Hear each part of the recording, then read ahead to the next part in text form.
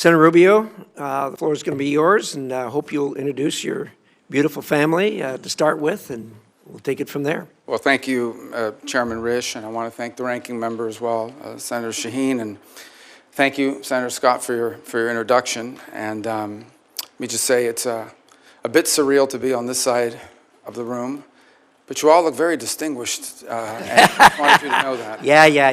We know that.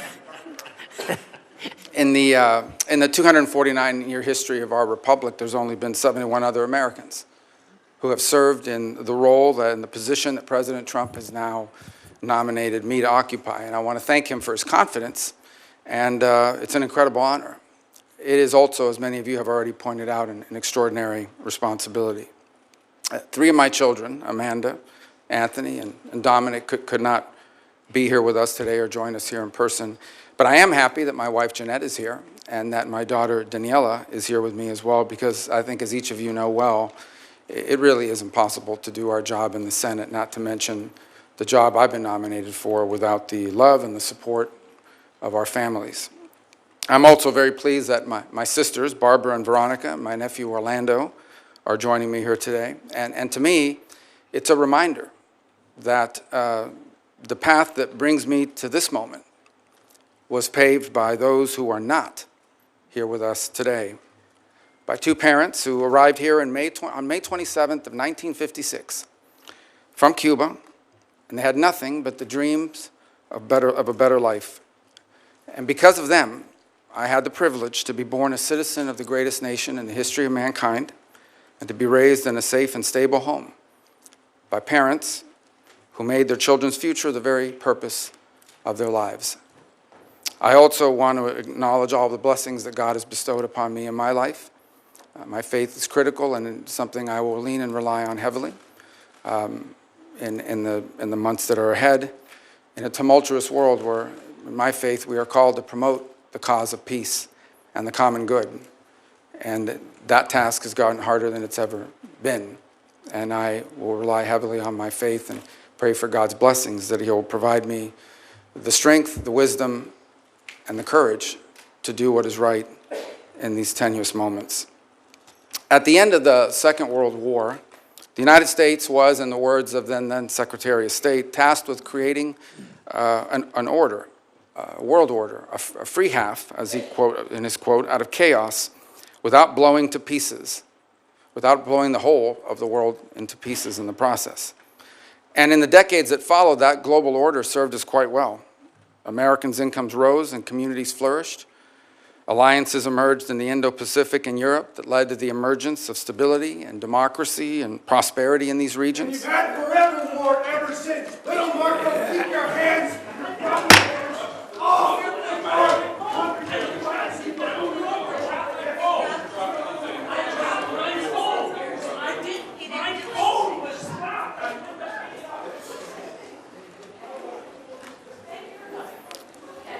Back to order.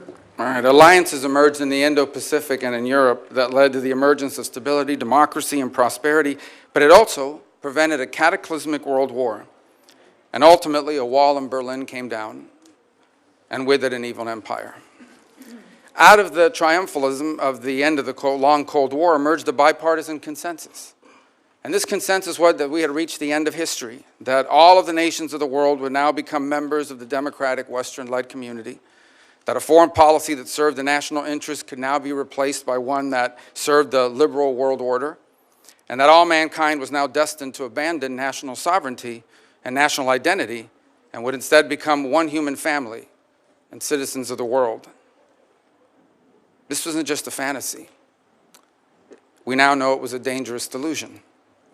Here in America and in many of the advanced economies across the world, an almost religious commitment to free and unfettered trade at the expense of our national economy shrunk the middle class, left the working class in crisis, collapsed our industrial capacity, and has pushed critical supply chains into the hands of adversaries and of rivals. An irrational zeal for maximum freedom of movement of people has resulted in a historic mass migration crisis here in America, but also around the world. It's one that threatens the stability of societies and of governments. Across the West, governments now censor and even prosecute domestic political opponents. Meanwhile, radical jihadists openly march in the streets and sadly drive vehicles into our people. While America far too often continued to prioritize the global order above our core national interests, other nations continue to act the way countries always have. Las sanciones de Marco Rubio están Pause. matando a niños en Nicaragua, Cuba y Venezuela.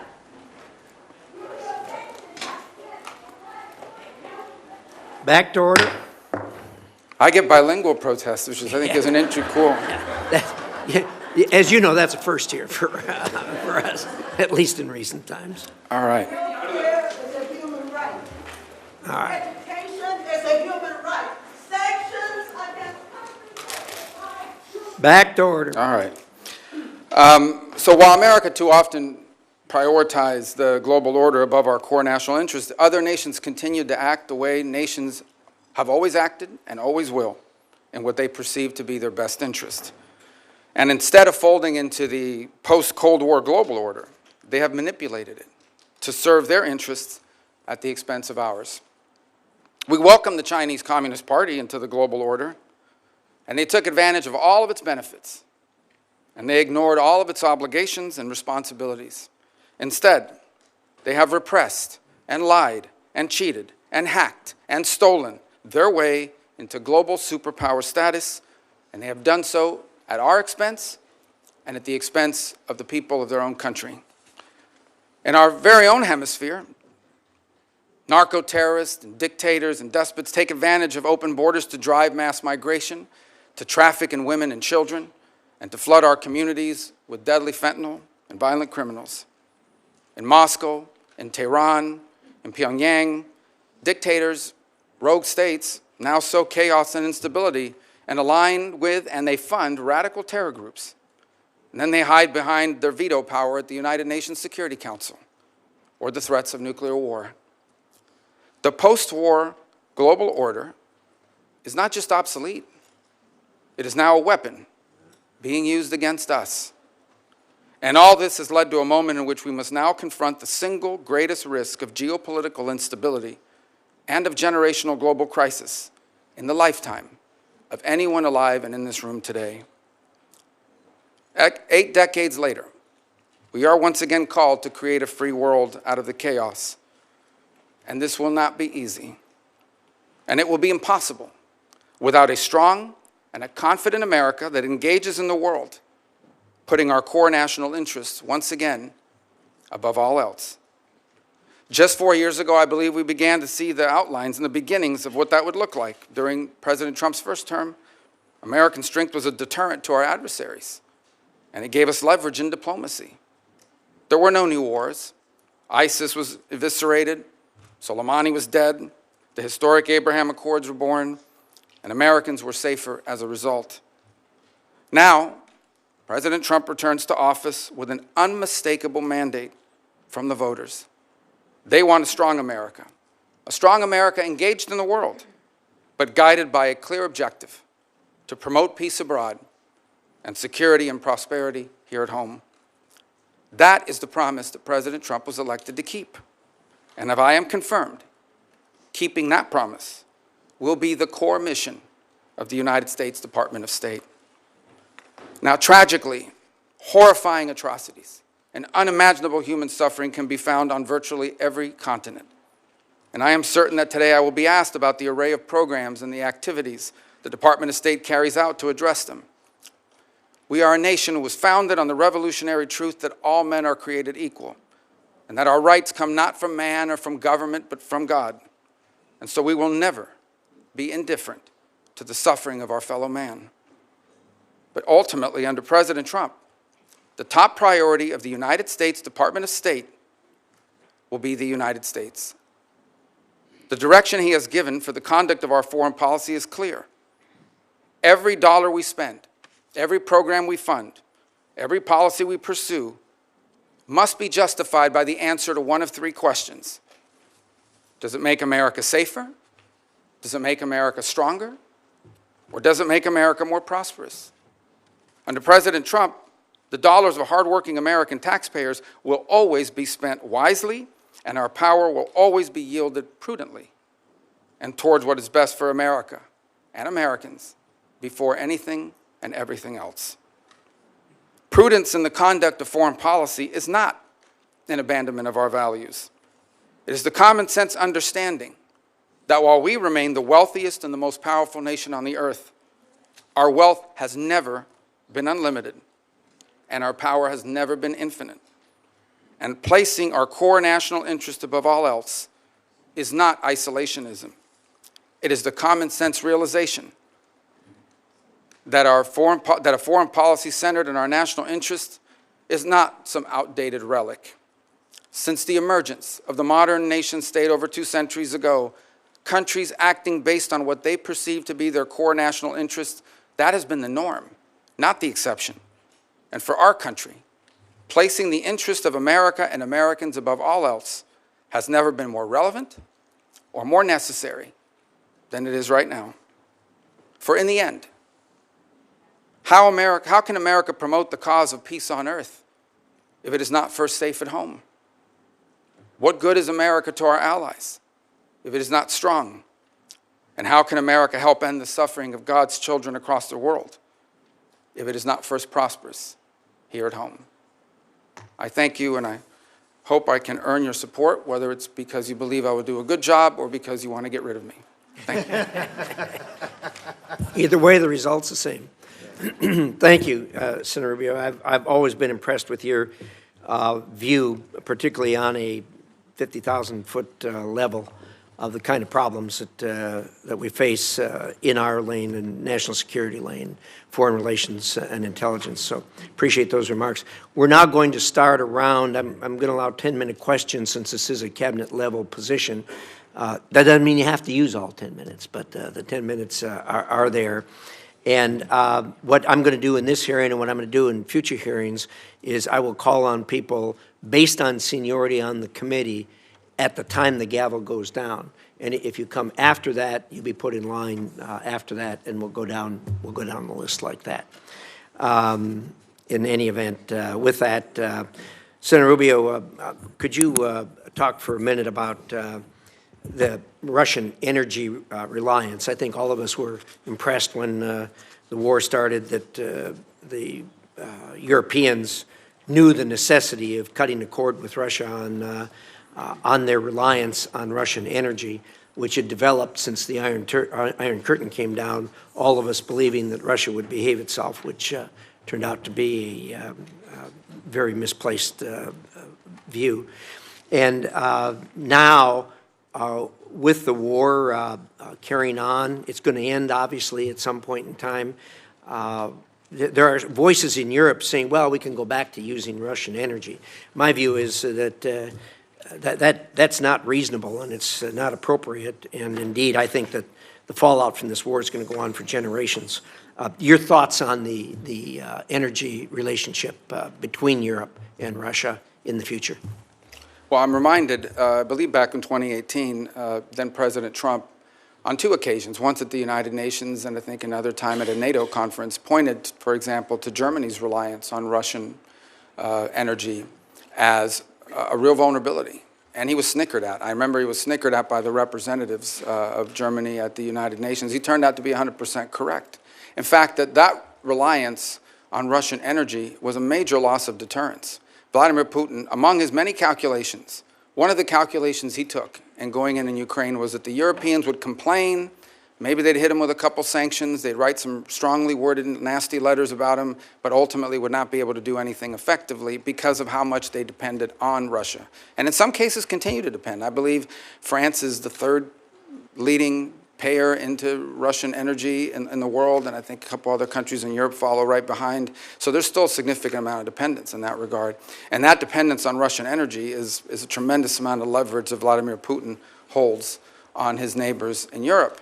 Now, there is some good news. I think, for example, I watched with great interest the German engineering marvel, where they've been able to, I think at the end of this year, after they waived permitting requirements, and within 9 months, we're able to open what is literally a floating LNG terminal to allow and receive exports, including from the United States and other places. So I do think you're seeing movement in Europe now to try to detangle itself from that level of dependence, but it remains a real vulnerability and a tremendous piece of leverage for Putin against his neighbors in the broader world. It's also a reminder, by the way, and I used to be guilty of saying this quite a bit, that the Russian GDP was the size of Italy's, not very large.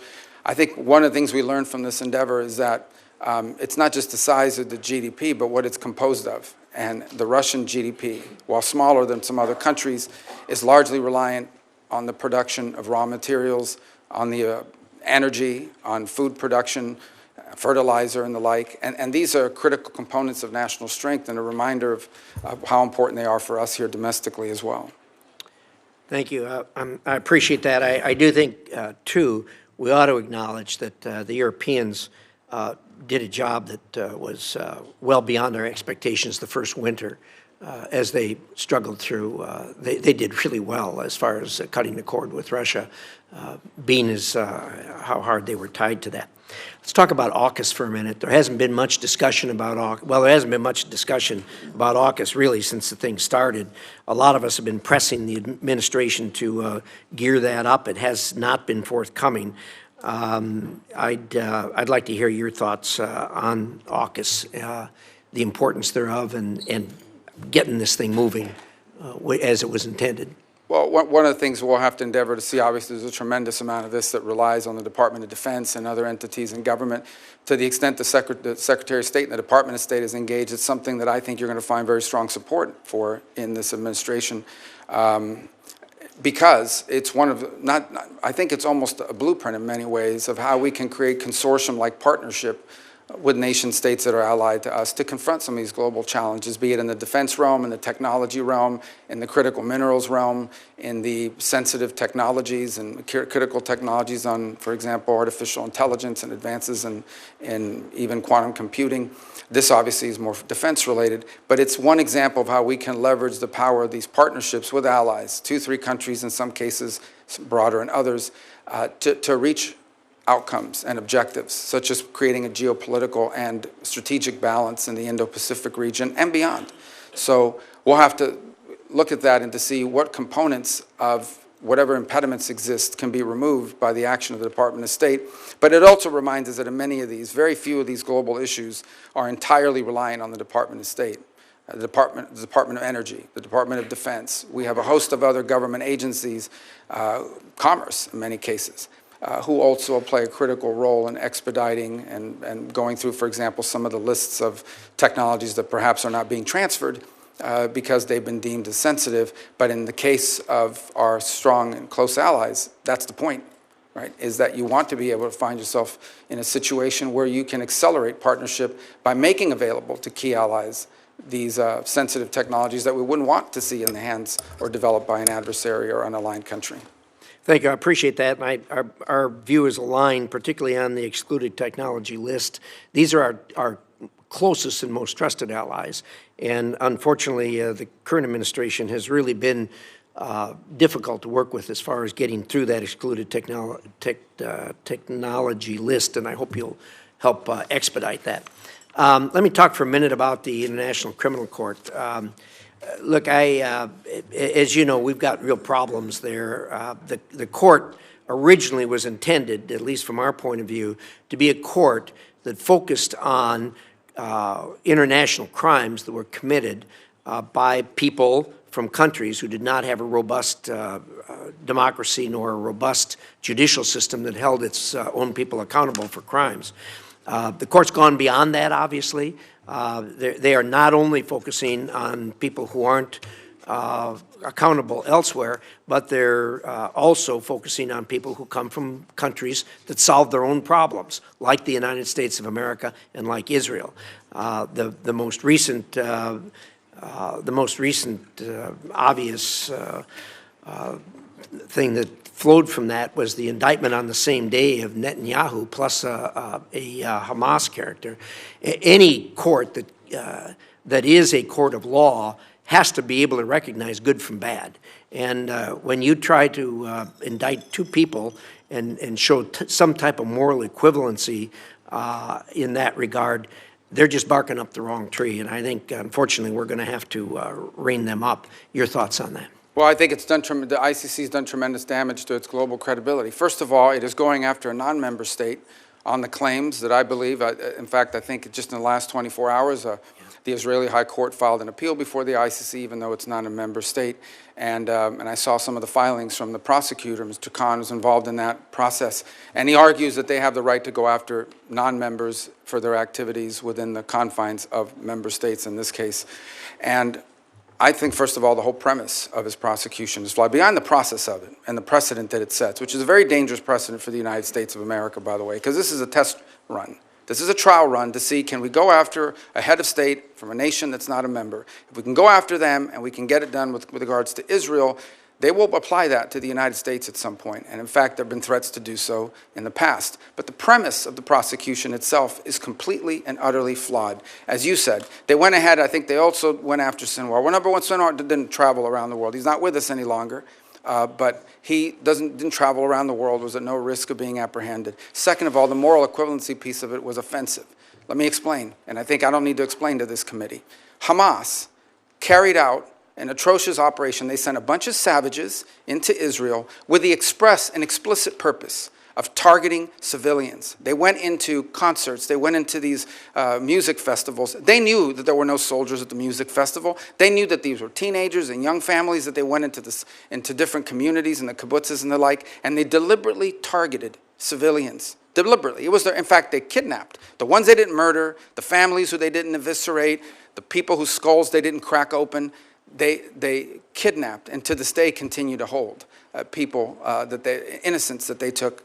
A deliberate operation. In the case of Israel, responding to that attack has had to go after Hamas. How can you coexist? How can any nation state on the planet coexist side by side with a group of savages like Hamas? They have to defend their national security and their national interest, as I pointed out in my opening statement. And so there is no more, and they didn't target civilians. Now, sadly and unfortunately, and I'm sure we'll discuss it further, some of the other questions that will come up here today, one of the horrible things about war, it's a terrible thing about war, and it's why we should try to prevent it at almost any cost, is that innocent people are caught up in it. And that's true of every conflict on the planet. But there is a difference between those who, in the conduct of armed action, deliberately target civilians, and those who do as much as they can to avoid civilians being caught up against an enemy that doesn't wear a uniform, against an enemy that hides in tunnels, against an enemy that hides behind women and children, and puts them at the forefront and uses them as human shields. That's who Hamas is. There is no moral equivalency, and I think the ICC, if they don't drop this, will find its credibility globally badly damaged, and I think the United States should be very concerned, because I believe this is a test run for applying it to American service members and American leaders in the future. Well said. I couldn't agree with you more, and certainly the court has badly damaged its reputation, and it's going to have a long ways to go to recover from that. So with that, Senator Shaheen. Thank you, Mr. Chairman. Senator Rubio, as I said in my opening statement, I hope that this committee can better collaborate to swiftly confirm career Foreign Service officers. These are patriotic Americans who have served under both Democratic and Republican administrations, and they work to advance U.S. national security interests. Delays and vacant posts hurt America's interest. I know you agree with that because we've had that conversation. But will you commit to working with Chairman Risch and me to prioritize the advancement and confirmation of career State Department officials? Well, the answer to that is yes, but I would also point to this fact that I think we're going to begin by prioritizing. We're going to look at what are the key issues in the world. There are obviously every post in the world is important or it shouldn't exist. And then the question is, which are the ones we bring to you first? And those are the ones that I think are most critical. So obviously, I think you'll see our nominees for the deputy posts, which are critically important, all the undersecretaries as well. And what I've endeavored to do is we interview and identify people, and I believe I've met with and interviewed most of the candidates for those top posts, is I want to bring you people that are three things. Number one, are aligned to the mission. I think that's critically important, whether they be Foreign Service officers. I'm not talking about political alignment. I'm talking about alignment with the mission that we've outlined for American foreign policy, which is one of the things that I think has hurt the State Department under numerous administrations, is sometimes the mission, or what it is the core mission of the department has not been well defined. So that's on us, and it's our obligation to define that. So number one, aligned to the mission. Number two, the capability to do the job. And I can tell you now that in my entire service on this committee, which spans 14 years, we always had fellows from the Department of State, I believe all of whom are still in the service of our country. And I intend, because I know them and I've worked with them, to utilize their skill sets in the department. And in fact, a couple who we hope will be returning home soon from foreign postings to work with us at the State Department closer to my office. But the point is that we want to have people that are highly capable, both those who we bring from what they call political appointees, but also those that are promoted from within the Foreign Service. And then the third are people that we can get through the committee, because time is of the essence. Now, you may not agree with all their views, whether they be Foreign Service officers or whether they be political, but I think it's important and we're not going to exclude someone just because we think that maybe they're going to have a rougher confirmation process than someone else. But I do think it's important that we have people in these positions as quickly as possible, and having served for 14 years on that side of this room, I understand that one of the things we can do to help expedite that is to bring you people that will do a good job, who are qualified for the job or mission aligned, but also that can move through this process quickly enough so that they can be at post and begin to fulfill their duties. If I have to wait a year to get them in place, well, I'm not sure on some of these issues we face today we have a year to wait. I certainly agree with that, and I appreciate your focus on mission and qualifications, because I think the committee will be looking closely at that. I want to go now to NATO, because in 2023, Congress overwhelmingly passed the bipartisan Kaine-Rubio provision prohibiting any president from withdrawing the United States from NATO without Senate approval or an act of Congress. Will you commit to adhering to Senate approval or an act of Congress as required under that law that you authored if President Trump attempts to withdraw the U.S. from NATO? Well, first let me say that President Trump has appointed an ambassador nominee for NATO, which clearly indicates his role to engage in that. Second is the law is what it is. Obviously, as you've mentioned, I was a co-sponsor of the law, and so it's tough to say I'm not in support of a law that I hope to pass, and that I think it's an important role for Congress to play, because frankly, it's not just about the withdrawal piece of it, it's the contributions we make towards the power of the purse still resides with the Congress. Now maybe, as if confirmed, moving towards the executive branch, I'll become I'll forget that lesson a little bit. I hope not. But ultimately, I still recognize and understand that the power of the purse is with Congress, and it's an incredibly important power. Let me point on NATO one thing. I think there's a misunderstanding about it. The NATO alliance is a very important alliance. I believe that. I believe alliances can be, and has been very useful. Without the NATO alliance, there is no end to the Cold War. In fact, without the NATO alliance, it's quite possible that much of what today, at the time, today we know as Europe, would have fallen victim to aggression. But what's important for the United States is not just to have defense allies, it's to have capable defense allies, allies who are capable of defending their region. And I think there is a question to be asked. I'm not stating a public policy position, I'm stating a question to be asked, and that is, should the role of the United States in NATO in the 21st century be the primary defense role, or as a backstop to aggression, with countries in the region assuming more of that responsibility by contributing more? Now look, in fairness, and I think the further east you move in Europe, the more money you see spent on the military as a percentage of GDP. But I think there's been broad acknowledgement across Europe and across multiple administrations, both Republican and Democrat, that our NATO partners, these are rich, advanced economies, need to contribute more to their own defense and ultimately to the NATO partnership as well. And that's a demand that's been made by multiple presidents across the years. And the fact that that is true has been revealed by what's happened with Ukraine. Look at the ramp up in defense spending and the industrial capacity of multiple countries in Europe as a result of an armed conflict. Imagine if that capacity had been there before, it quite possibly might have had a deterrent effect as well. So I think it's important that we have alliances, but we have to have alliances with strong and capable partners, and not those who sort of have viewed the U.S. and the NATO defense agreement as an excuse to spend less on defense and more on some domestic needs. We have domestic needs too. These advanced, rich countries in Western Europe have enormous safety nets programs that they fund. We have domestic needs as well, but they've been able to divert or grow those programs because they don't have to spend as much on defense as we do as a percentage of our overall economy. And that dynamic needs to change, and I expect that President Trump will continue to forcefully make that point. And as you know, this committee and the Senate NATO Observer Group, which I co-chair, has made that point repeatedly, and we are now up to 23 of the 32 NATO nations who are meeting their 2% of GDP, and we have a number of them who are going beyond that, and it's appropriate. And I think the sentiment on this committee would be to agree with what you're saying. But to ensure that we continue to have a strong NATO, I think will be important not only to European security, but most important to our own security. I appreciate, we talked about Ukraine. I appreciate your past leadership in supporting Ukraine's fight for sovereignty.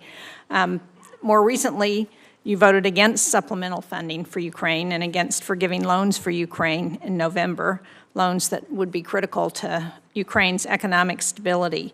So can you talk about how your views on Ukraine have developed and where you are now, and what you think is important for us to do in order to ensure that there is the strongest possible negotiating position if Ukraine and Russia do get to the negotiating table? Sure. First, let me point out, although I'll still speak to my view of the process, that I voted against that bill because I said I would not vote for a bill unless it addressed the crisis at our southern border as part of the overall arrangement. That was not done, and so I voted against it. That said, here's my view of a situation.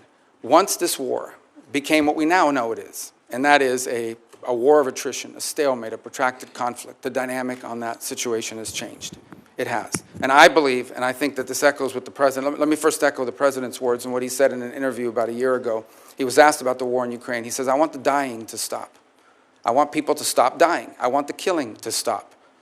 And frankly, I don't know how anyone could say they don't. The destruction that Ukraine is undergoing is extraordinary. It's going to take a generation to rebuild it. Millions of Ukrainians no longer live in Ukraine. And the disruption, that means how many of them are going to come back, and what are they going to come back to? Even as I speak to you now, the Ukrainian infrastructure and their energy infrastructure is being decimated in ways that are going to cost hundreds of billions of dollars to rebuild over the next decades. So this is an important conflict, and I think it should be the official position of the United States that this war should be brought to an end. And the question becomes, what role can we play? And I think the first is by making that abundantly clear. And my differences with the Biden administration throughout this process is that they never clearly delineated what the end goal of the conflict was. What exactly were we funding? What exactly were we putting money towards? And on many occasions it sounded like however much it takes for however long it takes. That is not a realistic or prudent position. The truth of the matter is that in this conflict, there is no way Russia takes all of Ukraine. The Ukrainians are too brave and fight too hard, and the country is too big. That's not going to happen. It's also unrealistic to believe that somehow a nation the size of Ukraine, no matter how incompetent and no matter how much damage the Russian Federation has suffered as a result of this invasion, there's no way Ukraine is also going to push these people all the way back to where they were on the eve of the invasion, just given the size dynamic. I saw a quote recently, and I wish I could attribute to who it was, but the quote was, and I think it was very wise, where they said the problem that Ukraine is facing is not that they're running out of money, it's that they're running out of Ukrainians. There's a size differential here that's important. Now, what Vladimir Putin has done is unacceptable. There's no doubt about it, but this war has to end. And I think it should be the official policy of the United States that we want to see it end. Now, what that master plan looks like it's going to be hard work. This is not going to be an easy endeavor. But it's going to require bold diplomacy, and my hope is that it could begin with some ceasefire, and we're going to have, in order to achieve objectives like the one that needs to occur in Ukraine, it is important for everyone to be realistic. There will have to be concessions made by the Russian Federation, but also by the Ukrainians, and the United States lend itself there. It's also important that there be some balance on both sides. In essence, it will be difficult to achieve this objective of a ceasefire and ultimately a peace settlement unless both sides have leverage. Putin's goal now is to have maximum leverage so that he can basically impose neutrality on Ukraine, retrofit, and come back and do this again in 4 or 5 years. And that's not an outcome I think any of us would favor. By the same token, I think it's important that the Ukrainians have leverage, but they also will have to make concessions to reach this agreement. It's going to be very difficult. This will not be easy. Conflicts of this nature that have historical underpinnings to it are going to require a lot of hard diplomacy and tough work, but that's something that needs to happen. This conflict needs to end. Well, I'm out of time, but I appreciate your last comment about the importance of leverage, and it's important for the United States to do what we can to help provide that leverage to Ukraine so that they can be in the best negotiating position possible with Russia. Thank you very much. Thank you, Senator Shaheen. Senator Ricketts. Thank you, Mr. Chairman. Well, Senator Rubio, congratulations on your nomination to this very, very difficult job. want to thank you for your previous service in the U.S. Senate and your willingness to take on this job should you be confirmed. And I also want to thank your family as well for their support for you to be able to be a U.S. Senator and to apply for this job as Secretary of State. And I want also to express my gratitude to all the members of the State Department. We have a lot of people who choose to serve our country overseas, spend time away from their friends and family, and I can't think of a more noble calling. You're taking over a department that's very, very important to us.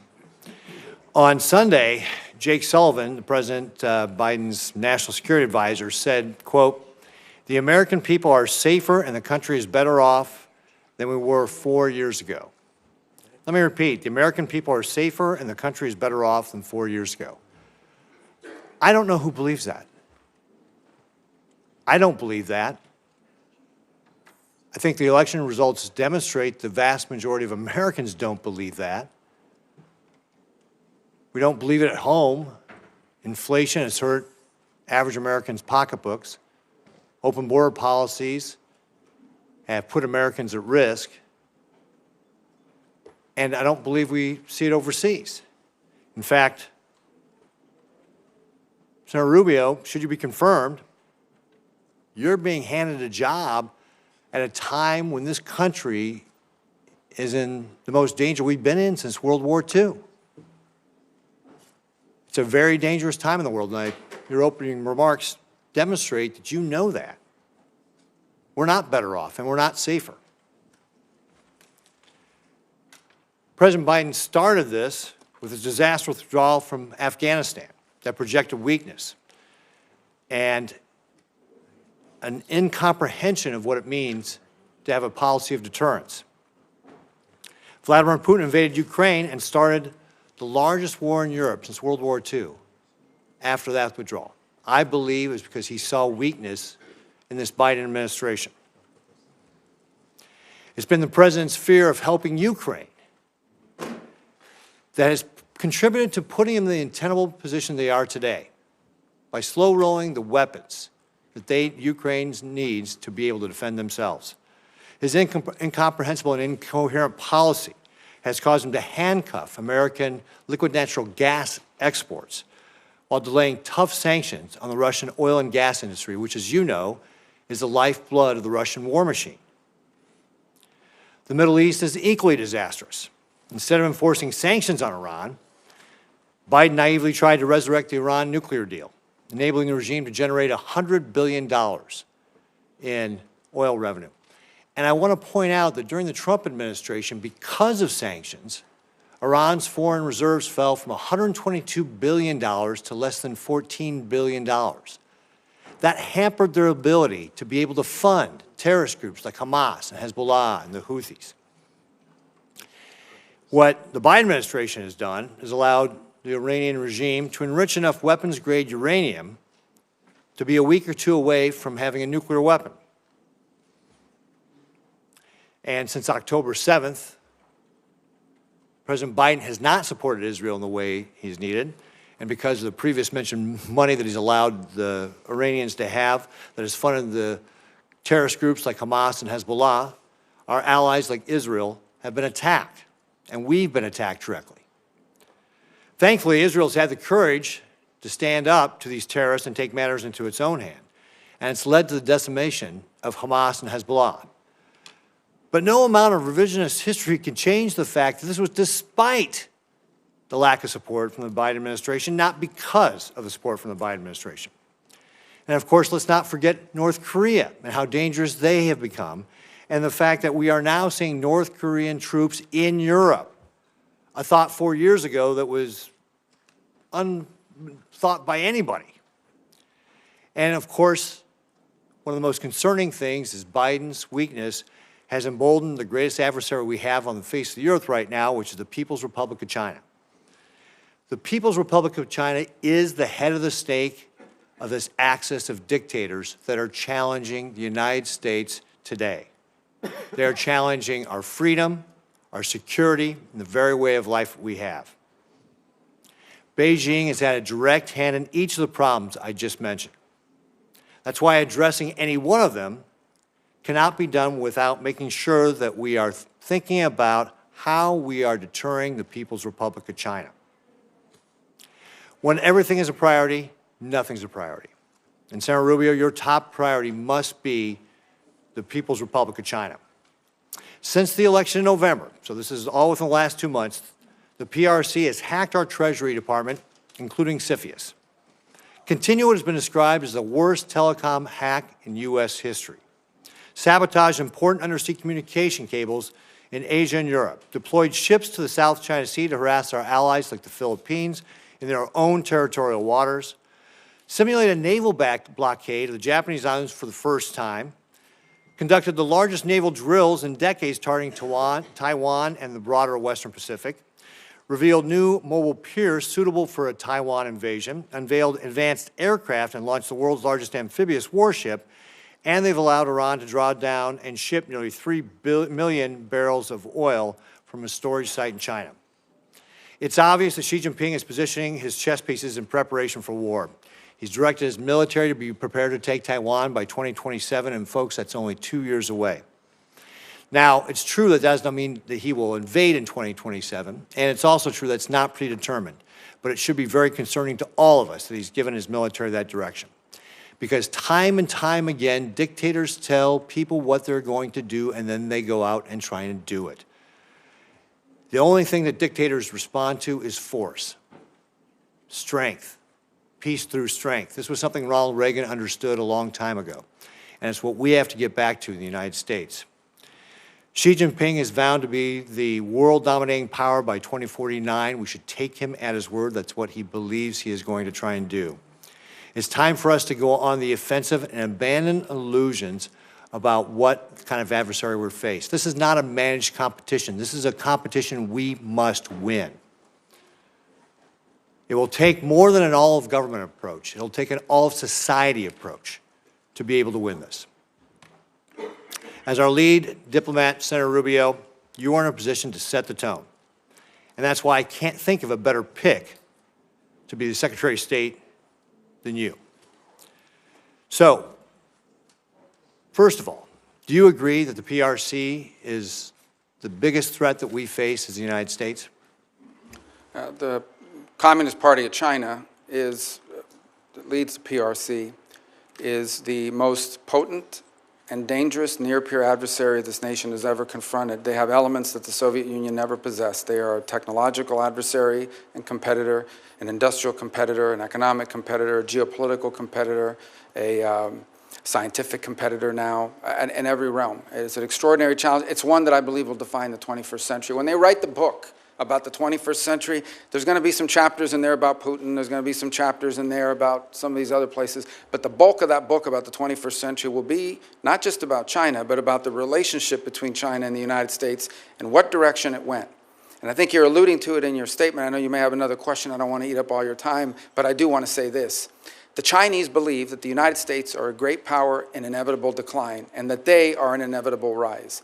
Now, they already are. They're going to be a rich and powerful country, and we're going to have to deal with them. The danger is that because of our own actions, in many cases, a dangerous imbalance is built up in that relationship. We allowed them for years to pretend that they were some developing countries, so we should allow them to continue to cheat on trade and commerce. We should allow them to continue to expand. They lied about not militarizing and populating island chains in the South China Sea and the like. We allowed them for years, before we got serious about it, to conduct grotesque human rights violations against Uyghur Muslims, as an example. One of the most horrifying things happening on the planet. And for years, no one talked about it, which, by the way, not just has a human rights component to it, it allows them to use slave labor to produce goods that, at the expense of the rest of the world. Talk about not just a horrific humanitarian crisis, but an unfair trade practice as well. We've allowed them to get away with things. And frankly, the Chinese did what any country in the world would do given these opportunities. They took advantage of it. And so I think now we're dealing with the ramifications of it. I agree 100% what you said, but I remind you, and I remind everyone, I guess I want to make this point, that much of what we need to do to confront China is here at home. It's not just abroad, it's also here at home. We have to rebuild our domestic industrial capacity, and we have to make sure that the United States is not reliant on any single other nation for any of our critical supply chains. And with 4 seconds left, How are you going to explain that to your average American, that we need this all-size society approach, and your point exactly, that it needs to begin here at home, so that people from my state, Nebraska, will understand and get on board? If we stay on the road we're on right now, in less than 10 years, virtually everything that matters to us in life will depend on whether China will allow us to have it or not. Everything from the blood pressure medicine we take to what movies we get to watch, and everything in between, we will depend on China for it.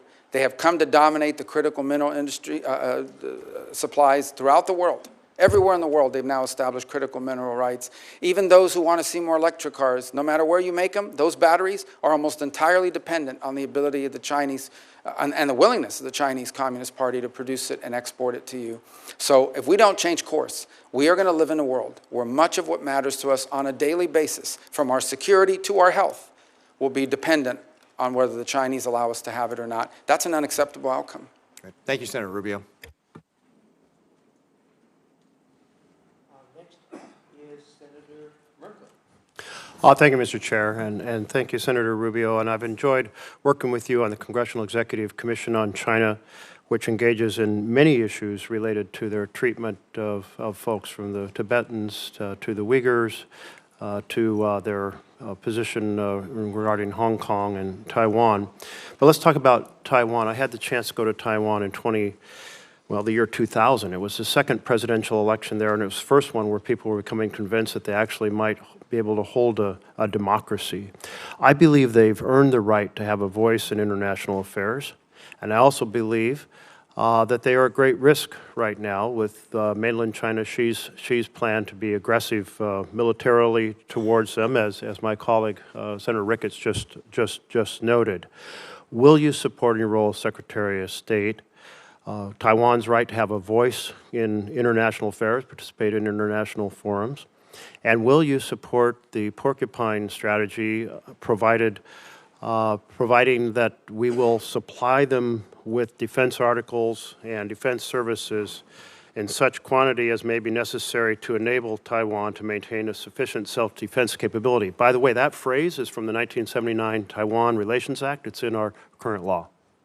Yeah, let me just point out that on the Taiwan Relation Act, and I believe of the year 2016, I was the lead Republican sponsor in reauthorizing and reinvigorating it. I think that the multiple or consecutive presidential administrations of both parties have made clear that the policy of the United States towards Taiwan is encapsulated not just in the Taiwan Relations Act, but in the 6 assurances that multiple administrations, including the Trump administration and now the Biden administration, have made clear are our policies.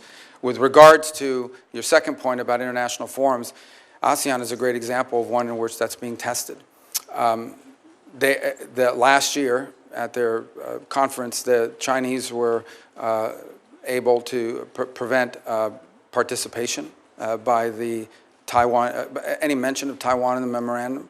And then this year they're working very hard to make sure that no one associated with Taiwan was anywhere near it.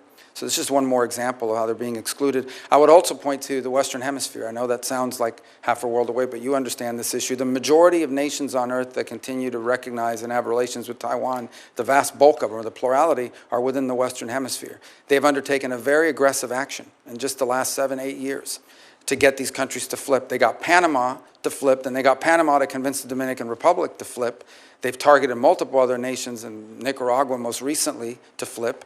So I think that's an important thing for us to keep in mind and make a priority. And I also think it's important to recognize allies in the region like Paraguay that have not flipped, and others who have stayed strong in that regard. On the porcupine strategy, because I know it may sound weird to people, or if anyone's watching this, I know what the ratings are, but hopefully not high. But let me just say that when the porcupine strategy, what it really means is you want to make the cost of invading Taiwan higher than the benefit. We want to discourage that by the Chinese believing that, yes, could they ultimately win an invasion of Taiwan, but the price would be too high to pay. It's basically deterrence. And I think that's critical, not just to defending Taiwan, to preventing a cataclysmic military intervention in the Indo-Pacific. And that's what it would be. And I would make one more point, and again, I don't mean to want to be alarmist about it, but if you listen to Xi Jinping, and it's important when you listen to him, and I say listen, read, Don't read the English translation that they put out, because the English translation is never right. You have to read the real translation on what they actually said in their native tongue. What they're basically saying is that this is a foundational and definitional issue for Xi Jinping personally.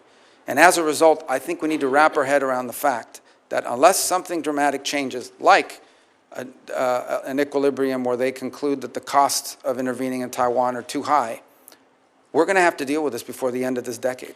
And so strongly support for the porcupine strategy. Thank you. And I know people in Taiwan... I just don't like saying porcupine, but yes.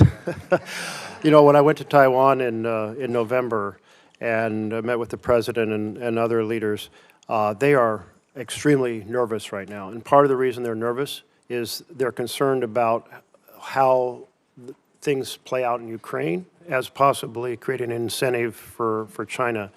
And I take your point about the current stalemate and the fact that there is a range of objectives that are out of reach for other side.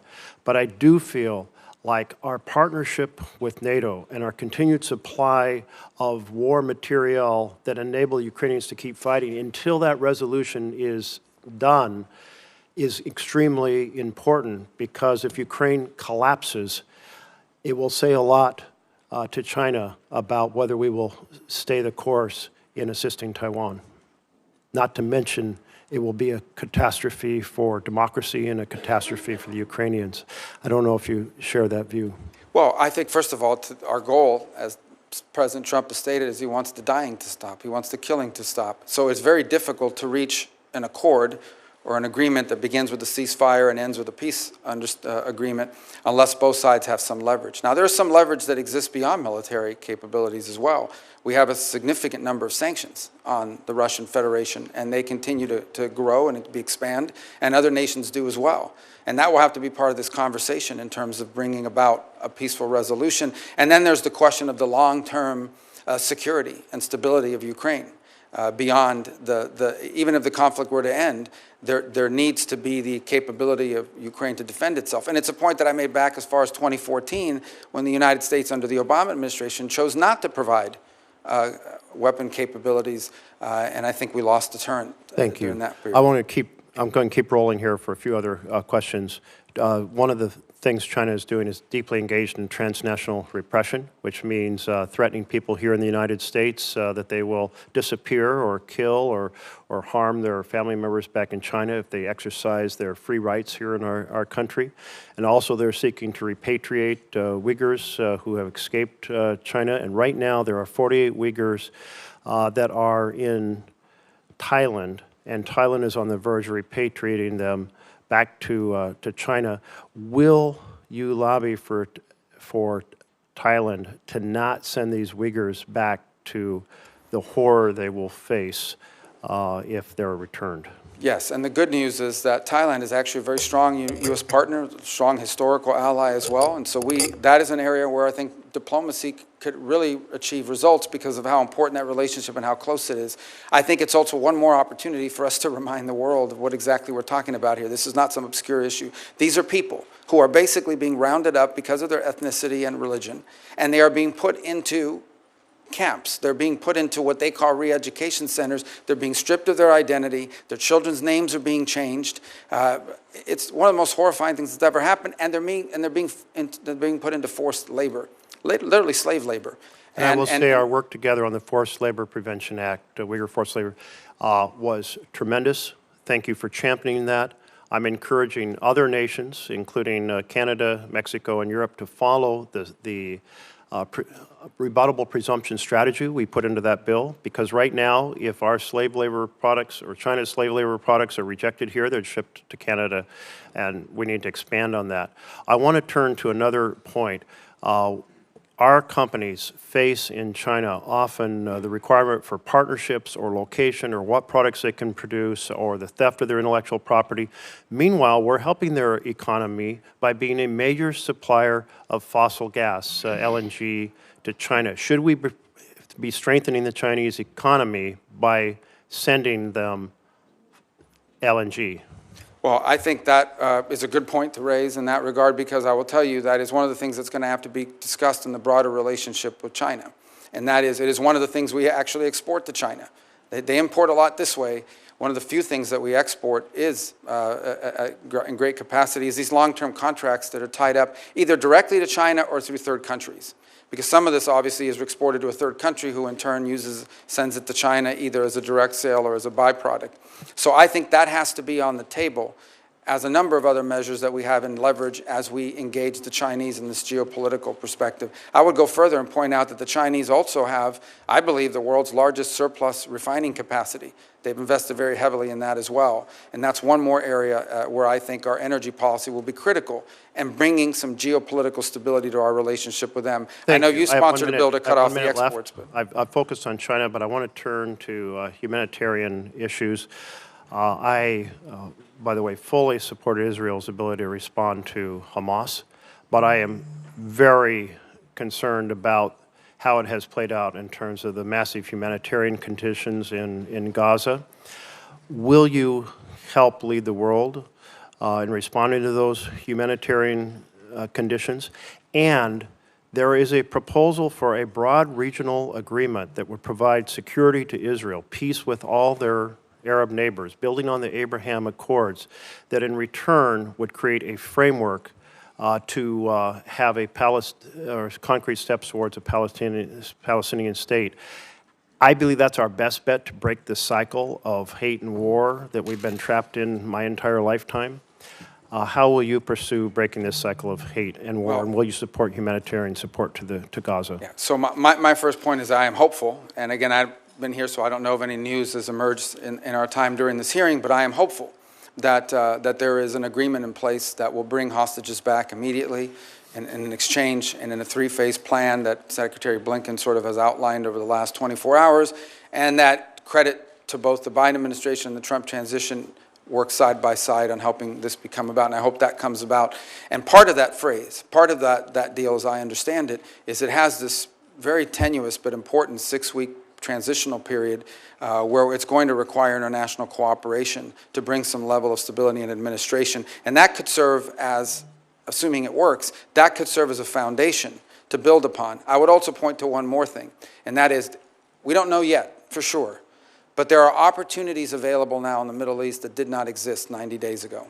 Whether it's what's happened in Lebanon, whether it's what's happened in Syria, whether it's what hopefully will happen with the ceasefire and the release of hostages after horrifying detention and unjustifiable actions by Hamas. Whether it's any of these three things are all in combination. There are now factors at play in the Middle East that I think we can build upon and may open the door to extraordinary and historic opportunities, not just to provide for Israel's security, but ultimately begin to confront some of these other factors. But these things, again, are going to be hard work, and they'll require us to take advantage of those opportunities if they exist. Thank you. Senator McCormick. Great. Senator Rubio, good to see you again. I'm looking forward to working with you closely on many of the issues we're going to discuss today. As a senator, you've been a strong voice for American leadership, and I'm really confident you'll be a strong Secretary of State on behalf of President Trump and the American people for advancing America's interest. I believe you're the right man for the job. When we met privately, we talked about a range of topics, from China to Israel to the fate of the hostages in Gaza to energy policy. We also talked about something that hits home here in Pennsylvania for my constituents, which is the fate of Mark Fogel. As you and I discussed, Mark has been imprisoned by the Russians since 2021. I've had a chance to meet with his mom, 95-year-old Mafa. She was at the Butler rally with myself and President Trump in the front row when he was shot. We need to bring him home.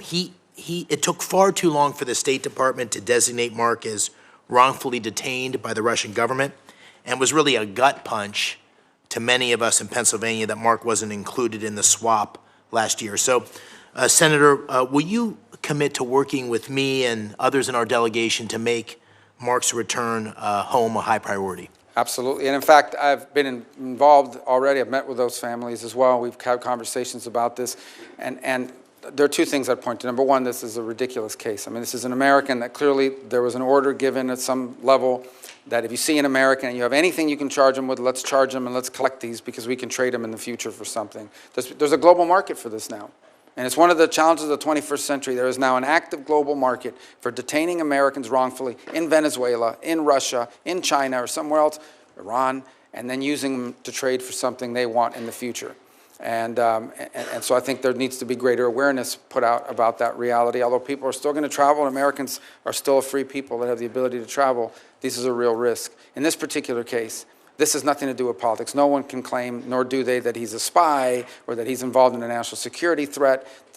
And so this is a case that has to be elevated, and hopefully one that can be done through strong private diplomacy, at a minimum as a goodwill gesture. Because if they're not willing to do this, then not to mention the broader challenges posed to us by what Putin is doing in Ukraine, then I think the chances of improvement in U.S.-Russian relations are impossible. But this is not that this would solve that problem, but it is at a minimum the kind of thing you would hope to see if anyone is serious about improving relations, especially if we can get the situation in Ukraine to a peaceful standing.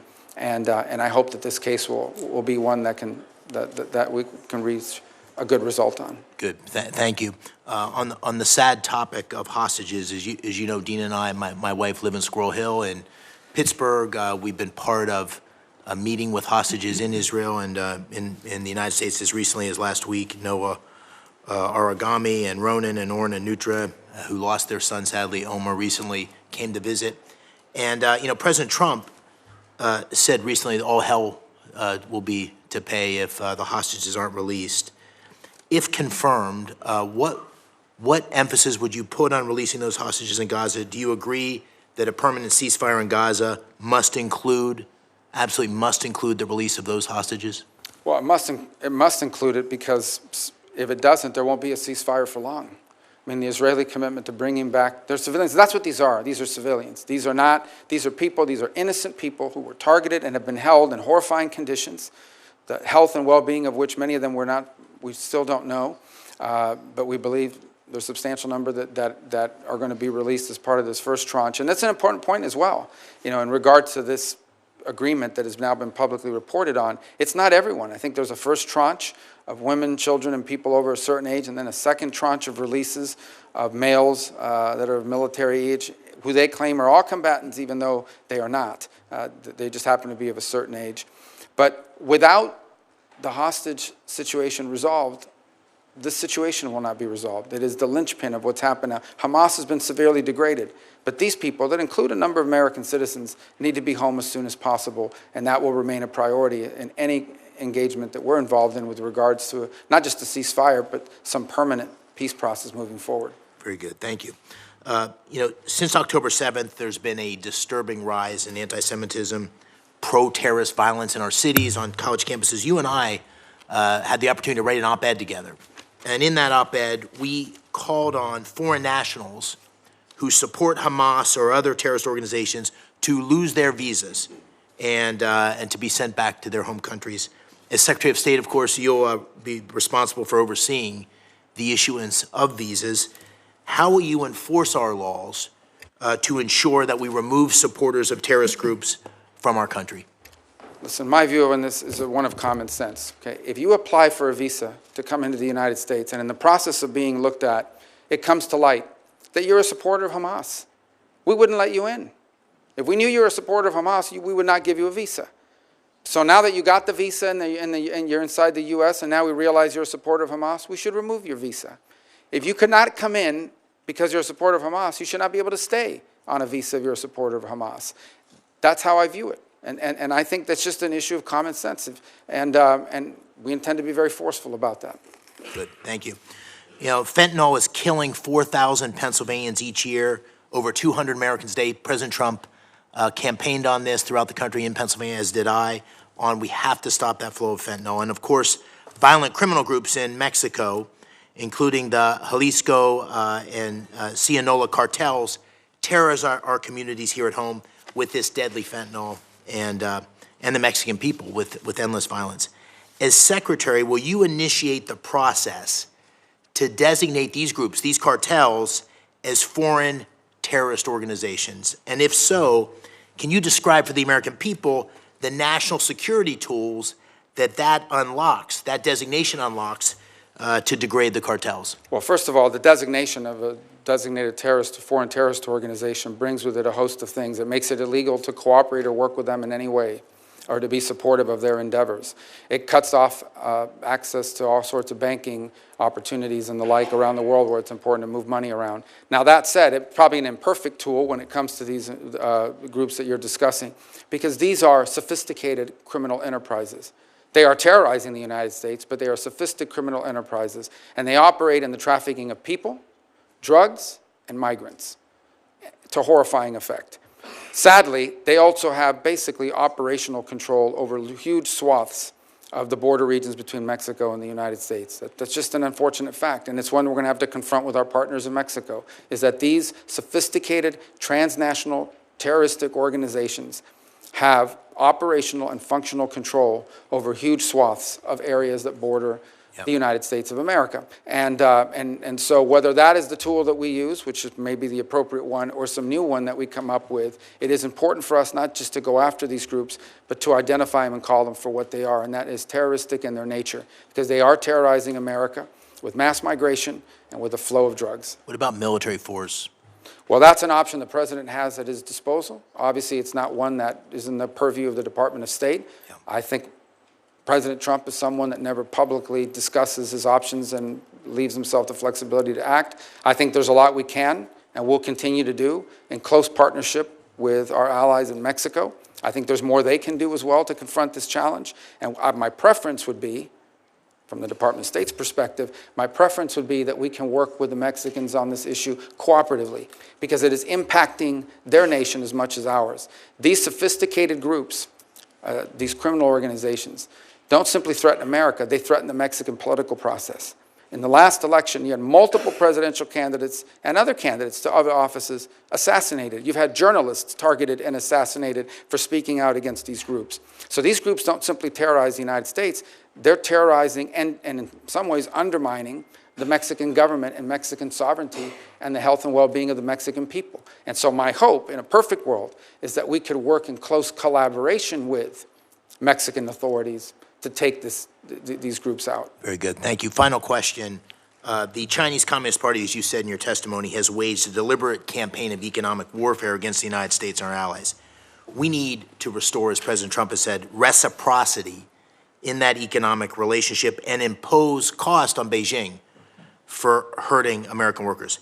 How can the United States counter that campaign? How do you think about the economic tools that the administration can apply to cut off the flow of American capital and technology that supports China's geopolitical ambitions? Well, and again, much of what it comes to trade and so forth in this administration will be handled through the Department of Commerce, but we'll certainly have an economic undersecretary and a whole entire bureaus that will be dedicated to what we can contribute to that endeavor. So I'll just share my views broadly on it. Number one, I think it would make common sense to everybody that if, by and large, a relationship in which their companies can do whatever they want here, but we can't do it there, is a pretty unfair relationship.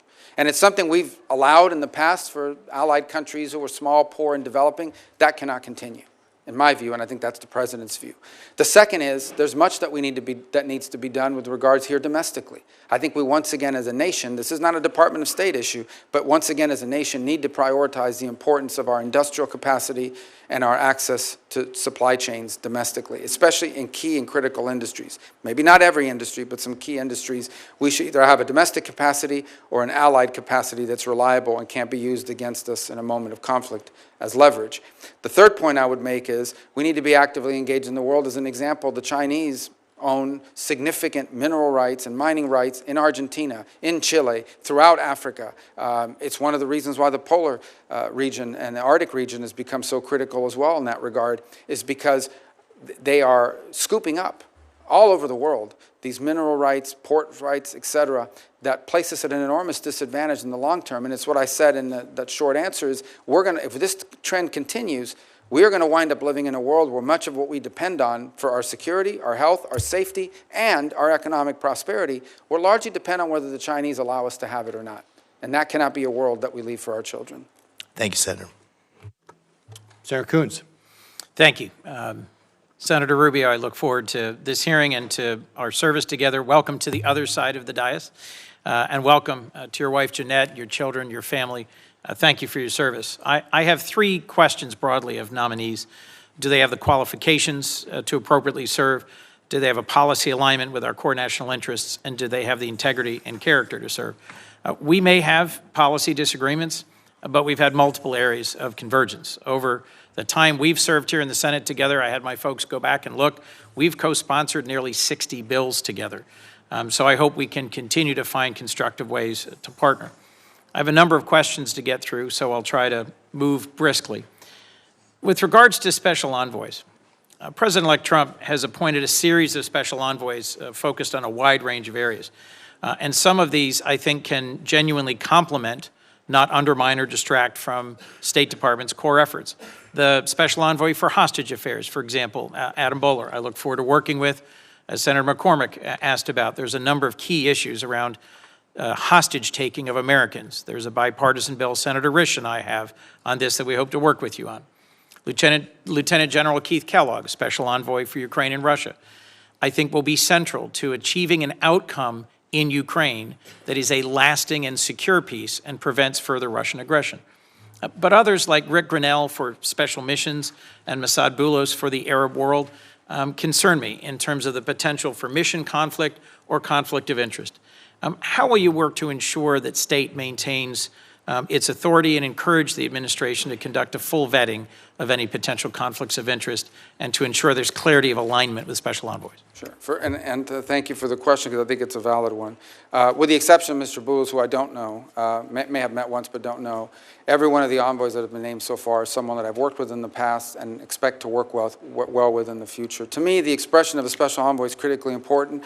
Where it's most successful, it's on a complex issue with a defined goal and an expression of presidential priorities. So Sudan is an example of a special envoy, and Mr. Perriello and the job he's done there. And this is in addition to the fact that we have an ambassador and we have other diplomatic presence there that can be very complementary. So the way this will work and how I anticipate it will work is these envoys work for the president in coordination with us. These are all people. With the exception of one who I'm not disparaging, I just don't know him, but I've worked with everyone else that you've mentioned, are people that are going to be focused on this full, like a laser. And they will need to do so not simply in coordination with the Department of State because of subject matter expertise. Let's say you reach an agreement or you reach an outcome, you're still going to need the technical support necessary to pull this off. And we have a wide array of experts in the Department of State that will help achieve that. And it'll involve other elements of the U.S. government. So as an example, if you're going to reach an agreement on migration, say in the Western Hemisphere, that also could entail the necessity to have a conversation about trade policy and tariffs that will involve commerce and others. That's the only way this will work, and that's how I anticipate it working. I've agreed to co-chair with Senator Haggerty a commission on reform and modernization of the State Department that Senator Cardin created with him. We cannot, in my view, do more with less given the challenges of the global moment. I think we need more investment in U.S. diplomacy and development as instruments of national power, but we also need to address efficiencies and make sure that we are streamlining and focusing the department and supporting its workforce, the Foreign Service. How will you work to make sure that the Trump administration's efficiency mandate will strengthen and not deplete core state functions? Well, first of all, I think the work of this new committee that's being set up as a result of the legislation that passed will be critical. My understanding is the impediment was that not all the appointments have been made. Maybe that's now changed, and we eagerly await that because I do think that there are two things that are very important. The first is when we talk about efficiency, the efficiency isn't simply just saving money. The efficiency is improving performance. A key part of the State Department is customer service. We provide consular affairs, passports, visas, all kinds of work around the world for Americans who are stranded or in trouble or need to get somewhere. Improving that experience for the consumer is one of the top priorities we need to have. How can we leverage, and I think Secretary Blinken has begun this work, we need to build on this, how can we infuse technology, AI and the like, not simply to improve the customer service aspects of the State Department, but improve the productivity. If somehow through leveraging technology appropriately, we can get people at the State Department to achieve 3 times the amount of work than they do now because it takes less time to do these tasks, or frees them up to do other tasks, that would be an enormous win. And I hope the Commission will look at those aspects of this as well. I understand, Senator, if I might move to another question, that multilateral organizations concern and frustrate many of us. Some of their actions have been counter to American interest. But when we've withdrawn from multilateral organizations, and in particular some UN entities, it's also given an opening to our adversaries. The previous Trump administration withdrew from UNESCO, the Human Rights Council, the World Health Organization, and I'm concerned that if we do so without thinking through the consequences, we may abandon our chance to implement our agenda around human rights, around 5G standards, around technical standards that matter for the 21st century. Do you support sustained U.S. participation in multilateral organizations, and how will you work to strengthen our leadership in those institutions in ways that prevent our adversaries from advancing their competing agendas? Well, I want to point back to what I said at the opening, and that is our engagement in any international agreement or any international arrangement or any international organization has to be driven by the answer to one of three questions. Will our involvement in this organization make us safer, make us more prosperous, make us more secure? It has to be justified by an American interest. It just does. I mean, we're in an era where we need to really, it should have always been that way, but now more than ever. And so each of these will have different components to it. I think there's a second component of funding, and that is, should the United States be funding organizations who in many cases are pursuing and or achieving outcomes that are contrary to the national interest of the United States? Each of these will require a serious examination as we work through them and a justification to Congress about why we're no longer funding it or we're no longer participating. I think you do point to one that I can tell you right now is one that will be critical for us to be engaged in, and that is the setting of standards. But the setting of standards for people to understand is it's not simply from these organizations, it also becomes practical. So throughout Africa, we are now seeing the deployment of these safe city programs by Huawei. Now, this isn't just a commercial deal for Huawei. This is the ability to ingrain itself in the telecommunication of these countries and establish itself as the leader in 5G. And now all of the other technologies that depend on 5G, additive manufacturing, you know, the 3D printing and so forth, autonomous vehicles, they will all have to be drawn to the standards set by Huawei. That's not because an international organization set it up, it's because they've established market dominance, and it's a concern we have in multiple parts of the global south and the developing world. We need to be engaged that way as well. I very much look forward to working with you on deploying the full tool set that allows us to compete in the global south, including the Development Finance Corporation, something Senator Corker and I led on this committee, in which I know you see the potential for. As I come to the end of my time, I've worked hard with Senator Graham to get signed into law two different bills I wanted to mention. The Global Fragility Act, which presses the Department of Defense, Department of State, AID to have a common strategy in fragile states. And we've really struggled to effectively implement that. And much more recently, the U.S. Foundation for International Conservation Act, something that Chairman McCall and Senator Graham and Congressman Meeks and I worked on. It would create a public-private foundation to address security and conservation in ungoverned and insecure spaces in the global south, in South America, in Africa, and Southeast Asia. Both of these bills address the root causes of instability and facilitate cost-effective uses of American dollars by encouraging engagement of the private sector and philanthropy. Can I count on your support to work, as the Secretary have confirmed in the State Department, to implement these two laws more effectively in the coming years? Well, and the conservation one, I believe, just passed, right? Most recently. Just signed into law. Yeah. We're getting there just in time to help you with it, and it's had strong bipartisan support. On the global fragility, this has been ongoing for quite a bit of time, and we'll have to go back and check on the progress. I don't know entirely. I know there's a 10-year plan, and there's the 5 countries that we've identified. And by the way, no country likes to be identified as fragile, so we have to be sensitive about how we do it.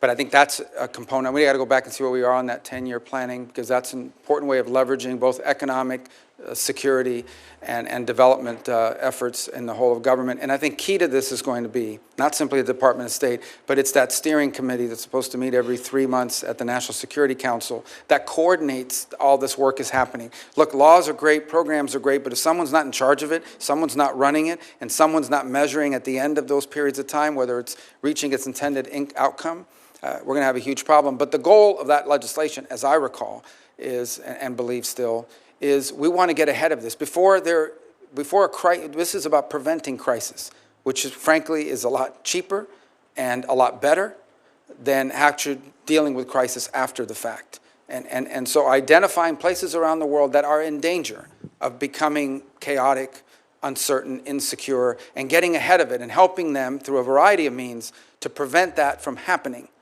And preventing those crises from happening is going to save us a lot of headaches, a lot of danger, and a lot of money. In closing, I'll just repeat something I've heard from several of my colleagues. I think that our global network of alliances and partners rooted in our shared values, a commitment to democracy and human rights, is essential to our national security. And how the war in Ukraine ends, and whether a peace agreement there lasts and secures Ukraine from ongoing Russian aggression, is critical to our credibility and security and to sustaining that network of allies and partners. I hope that's something you strongly agree with. I look forward to working with you towards that end. Thank you, Senator Coons. Next up is going to be Senator Daines, and after that will be Senator Murphy. And about that time, it's going to be noon. We're going to take a short 5-minute break at noon. Not a Senate 5 minutes, but a for real 5-minute break at noon. And those of you who have a seat here, I'd suggest you don't leave, because it's going to be difficult to claim your seat back if you're here as an observer. So with that, Senator Daines, welcome to the committee. Glad Chairman, thank you. Marco, it's good to have you here. I've got a great view here from the dais, seeing your family behind you, seeing Jeanette, Daniela, the rest of the Rubio family. What a moment of great honor, celebration for the Rubios, culminating on Monday, when your family will celebrate the 1-month anniversary of Anthony Rubio's touchdown as a Florida Gator. So congratulations on every front, proud dad. Look, you are charged with one of the most important tasks I think the administration will have, and that is advancing President Trump's agenda and representing the interests of the United States around the world. I can't think of a better nominee for Secretary of State to serve under President Trump than Marco Rubio. You'll have a lot of active conflicts we're working together on as we think about what's going on in Ukraine, Israel, Sudan, ongoing nuclear weapons program in Iran, the tyranny in Venezuela, the New START treaty that's been completely disregarded by Russia, and not to mention what we have as we think about strategies relates to China. I could continue to list the results that we saw from the Trump administration with the Abraham Accords and really moving forward here with significant substantive advancements of American interests abroad. But look, this next administration and the leadership of President Trump and your service will be extremely consequential. This posting could not be more important. Marco, as you know, Iran's the world's leading sponsor of terror. In 2024, Iran exported roughly 587 million barrels of oil, an increase of over 10% over the prior year. These illegal oil sales fund Hamas, the Hezbollah terrorism, the Houthis, the nuclear arms programs, drone technology that's being used right now by the Russians against Ukraine. These oil sales are directly resulting in global unrest, and they're costing innocent lives. Senator, if confirmed, what would be your goals and strategies to think about addressing Iran as an adversary? You asked that question at a very interesting moment. So Iran today, 2 points I want to make about Iran, and it's really important. When we talk about Iran, I'm talking about the radical Shia clerics and not the people. The people of Iran are people of an ancient civilization, an ancient culture with tremendous pride and advances. And I don't know who take great pride in their Persian heritage and identity. And I don't know of any nation on earth in which there is a bigger difference between the people and those who govern them than what exists in Iran. And that's a fact that needs to be made repeatedly. In no way is the clerics who run that country representative of the people of that country and of its history and of contributions it's made to humanity. And it's a point I wish we would continue to make. Iran and that regime is at its weakest point in recent memory, maybe ever. Their air defenses have been badly damaged. Their Shia crescent that they were trying to create has been badly damaged in Lebanon, in Syria, where they've been basically forced and driven out. Their economy is in shambles. They now are, on some days, having 6, 8, 12, 9-hour blackouts. They are on the verge of potentially, if not having done so already, having to pull back on the energy subsidies that they provide people in that country that are incredibly popular, and it would be unpopular to reverse. So they're in a lot of trouble. And now what we need to be wise about is the following. I imagine that within that regime, and I'm just saying this because of common sense, there are two schools of thought. There's one group that's saying now is the time where we need to find ourselves an off-ramp. Not going to turn into really nice guys, but we're really in trouble here. We need to find an off-ramp and buy ourselves some time. And then there's another group that's probably saying now is the time to prove that we are a nuclear power or a nuclear-capable power, enriched from 60 to 90, and press go. And that's how we're going to buy ourselves immunity from foreign action. And this is a tenuous moment in that regard, but it's one we need to acknowledge. My view of it is that we should be open to any arrangement that allows us to have safety and stability in the region, but one in which we're clear-eyed. Any concessions we make to the Iranian regime, we should anticipate that they will use, as they have used in the past, to build their weapon systems and to try to restart their sponsorship of Hezbollah and other related entities around the region, because they seek to become the dominant regional power. That's their stated goal, and it's been clear by the actions that they've taken. I think it is interesting that in a year in which, I think by October of this year, the Europeans and the E3 countries of the UK, France, and Germany have to confront whether they're going to do the snapback provisions or not, because Iran is clearly in violation of the agreement that we're no longer a part of. And in fact, IAEA inspectors have not even been in the country since 2021, if I'm correct. So I think early this week on Monday, they engaged the Europeans in talking about nuclear arrangements. So whether that's indicative of the direction they're going on that, we're going to find out.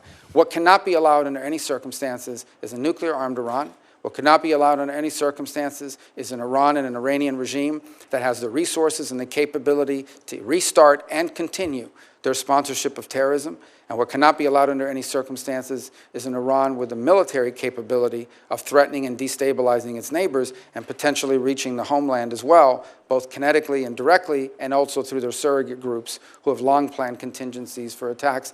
And let us not forget that this is a group, these are individuals that have spent the last 5 years actively and openly plotting the assassination of the president-elect and of multiple members of previous administrations. Think about this for a moment. When is the last time you heard that a foreign government is actively, openly, and admittedly seeking to assassinate the former Secretary of State, the former and soon-to-be once again President of the United States, and others, and that people have been arrested for plotting that? This is who we're dealing with. And anything that we do with Iran needs to be clear-eyed about who that regime is, but also who the people of Iran really are, and because they're not their leaders. Marco, thank you. Shortly after the election and prior to Thanksgiving, I took a quick trip over to Central Asia. As I discussed that with you a bit, to Turkmenistan and Tajikistan. In fact, in the last 12 months, I visited all 5 of the Central Asian countries. In fact, I was bedded down, speaking of Iran, 20 miles from the Iranian border in Ashgabat, Turkmenistan.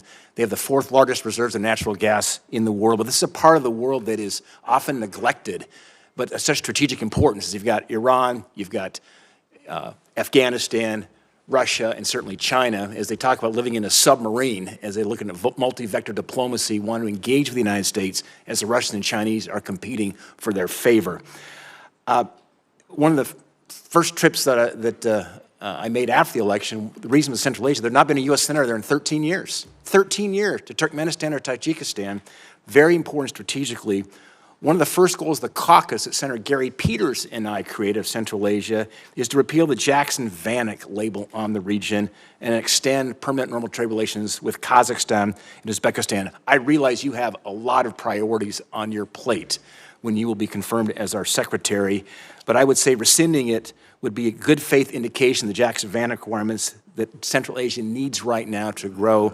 My question is, would you work with me and Senator Peters to have your team work with us to remove this designation? Yeah, and I believe the permanent removal will require legislative action. I don't think Senator Murphy has a bill on that as well. Yours is 3 countries. Look, I think this is a relic of an era that's passed. There are some that argue that we should use it as leverage for human rights concessions or leverage to get them to go stronger in our way as opposed to Russia and the like.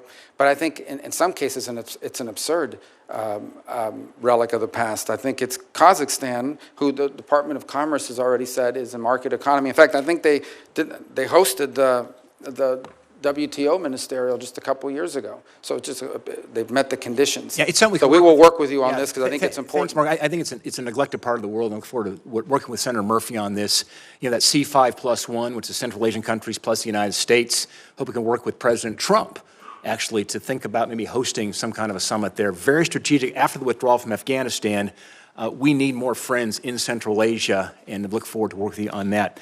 In the time I have left, when I open up my comments, talked about all these conflicts around the world, sometimes we forget some of the most important relationships are right in our backyard, thinking about Mexico. With the nearshoring going on at the moment, a lot of production coming now into more of our time zone and hemisphere coming from China and so forth. Laredo, Texas is now the largest port in the United States. I think it's one of the underreported facts in our country. You talked about the cartels. They have command and control, certainly on the border at the moment. My question is, you think about Mexico, and you've been so active on Latin America and looking south of the United States. With President Sheinbaum now just coming in office, what are your thoughts around how do we become better engaged with Mexico to help them with their issue as it relates to the cartels, basically, which are running the country, it seems, at times? Well, and I wish we had more than 30 seconds to do it, because it's one of those issues that I think don't get enough attention beyond the problems. Look, Mexico's economy in many ways is a very vibrant one and has made tremendous advances and continues to be a very strong regional power. They can become frustrating at times for us because they have enshrined even in their constitution, a sort of non-aligned, non-interventionist foreign policy with regards to some of the abuses. And so it's been disappointing, for example, to see the position they've taken with regards to Venezuela and others. By the same token, our economic interests are so deeply intertwined. I think there are three areas of friction. The first is on trade and violations of trade agreements and so forth that have been laid out, and some of the things that I've seen, even as a senator from Florida, in the agricultural sector, that are going to continue to be an irritant in our relationship that we hope we can resolve. The second is the security situation at the border. And I think there's great interest, and should be on the part of the Mexicans, to bring this migratory problem at the border under control. People forget an increasing number of cases. The people crossing the border are not Mexican nationals. They are people that are transiting through Mexico. And in fact, in southern Mexico, you have seen a significant uptick in resentment against migration by Mexicans who are bearing the brunt of the costs of becoming a key element of the migratory path. And the third is the violence. And this violence at our border has to be addressed. I think they pose a threat to the United States, most certainly. The flooding us with fentanyl, the criminal activities occurring within the United States, facilitated by these groups who have become vertically integrated. These are not the Colombian cartels. These transnational groups are now vertically integrated. They are the suppliers all the way down to the street level and all the way up to the production level. They are vertically integrated criminal enterprises, but they are also threatening the sovereignty and security of the Mexican state.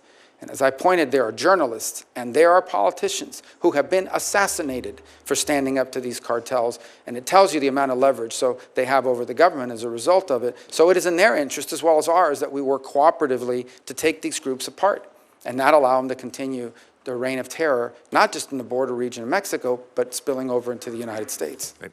Thanks, Marco. Thank you very much for the edification of the committee. I've just been advised that there's been a ceasefire announced in Gaza. Before we all celebrate, though, obviously we're all going to want to see how that executes. With that, Senator Murphy, you're up, and then we're going to take that short break. Thank you very much, Mr. Chairman. That is indeed good news. Senator Rubio, I want to talk to you about a topic that I think is going to be real trouble for you and for U.S. national security interests, at least for the first few minutes of my time, and that's the growing personal financial entanglement of President Trump, his family, and Middle East governments. I'll give you an example of what I'm talking about. For nearly 8 years, the Trump organization has been pursuing a real estate deal to build a hotel complex in Jeddah, Saudi Arabia. During President Trump's first term, the Trump organization actually voluntarily committed to refrain from pursuing real estate deals with foreign companies, especially those that are backed by foreign governments. And so the deal didn't go through. And then it remained stalled for the entirety of the Biden administration. And then magically, 30 days after the November election, Saudi Arabia's biggest construction company that's affiliated with the government announced that the deal was going forward alongside an additional $200 million deal for a Trump property in Oman. Now, it used to be that somebody with these big financial business interests would come into government and take actions like setting up a blind trust or divestment in order to make sure there was no connection between their personal financial interests and the business they were conducting in government. But President Trump has just done the opposite, right? Over the last 8 years, while he was in office and since he's been out of office, he and his family have become more deeply dependent on revenue from governments in the Middle East. During his last presidency, Middle East interests sent about $10 million to Trump properties. After he left office, Trump's son-in-law, Jared Kushner, who was his primary Middle East envoy, was handed $2 billion in investment by the Saudis, even though a Saudi investment board said the investment was a bad business decision. That investment actually comes up for renewal in 2026, giving the Saudis massive leverage over the Trump family. And then to make matters worse, right after the election, the Trump organization said that in this term, the president-elect's second term, it would drop its previous prohibition on doing new deals in the Middle East with private foreign companies aligned with foreign governments. So the Trump organization is going to be signing new business deals in the Middle East with private companies that have connections to foreign governments at the very moment that you are going to be conducting sensitive diplomacy in these countries. That's just extraordinary. Never before in the history of this country has a president been, literally receiving cash from foreign governments and from foreign companies that are backed by foreign governments in the middle of their term. If you or I had done this as senators, we would be in violent violation of Senate ethics rules. That's not permitted on the Foreign Relations Committee. And so I guess my question to you is a pretty simple one. Do you see how this fundamentally compromises your diplomatic efforts? Do you have an issue, or will you raise an issue with the president about his growing financial connection with the governments that you're going to be negotiating with? Well, first of all, I am not neither authorized nor in any position to give you sort of any insights into any of these arrangements you've pointed out. You know, you mentioned Jared Kushner as an example. He's a private citizen, happens to be a Floridian. I don't know what, if any, engagement he has in the work that's going on now. I can tell you what I know. Obviously, I'm not in the State Department yet, but I can tell you as an example, the president's envoy to that region, who is charged, Steve Witkoff, who is charged with being an envoy towards reaching an accommodation between the Israelis and the Saudis, has been working cooperatively and together with the Biden administration. And in fact, I dare to say that all involved deserve credit for the ceasefire that the chairman's just announced. But Steve Witkoff's been a critical component of it, and he has been involved in it from day one.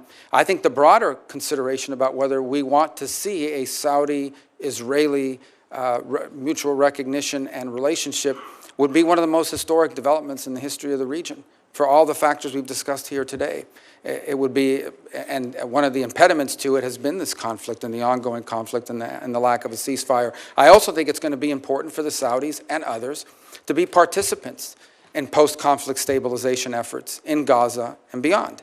So all I can tell you is that what I've said from the very beginning, from the opening statement, and that is our foreign policy is going to be driven, as the President's made abundantly clear, by whether some action makes America is in the interest of the United States and our national security. And that's what it's going to be driven by, and that's how all these policies should be judged by, and that's certainly the job that I believe I've been tasked with executing on. Well, let me then simply ask you this question. Do you believe that the president should refrain from doing new business deals with Middle East governments during his term in office? Well, my understanding, again, I'm speaking out of turn, but the president doesn't manage that company. His family members do, and they have a right to be in the business. I mean, that's the business that they're in. They're in the real estate business. They've been for a very long time, both domestically and abroad. They have properties in multiple countries. So at the end of the day, I don't know, his family is entitled to continue to operate their business. The fundamental question is not whether his family is involved in business. The fundamental question is whether that is in any way impacting the conduct of our foreign policy in a way that's counter to our national interest. And the president's made abundantly clear that every decision he makes and every decision we are to make at the State Department should be driven by whether or not it serves the core national interests of the United States. And that's how I hope our policies will be judged by, not what business his family is conducting while the president is here in Washington working not on his business, but from the Oval Office. You are correct. That is the fundamental question, whether or not a policy is being pursued in U.S. national security interests or due to the president's personal financial interests. That is the reason why, as United States senators, we are not allowed to have complicated existing financial arrangements with foreign governments, because you do not want to create the impression that there is a conflict of motivation. And I just wished that this president applied to this incoming administration the same rules that we hold ourselves to as United States senators. Senator Rubio, in the time I have remaining, just want to tackle two other topics.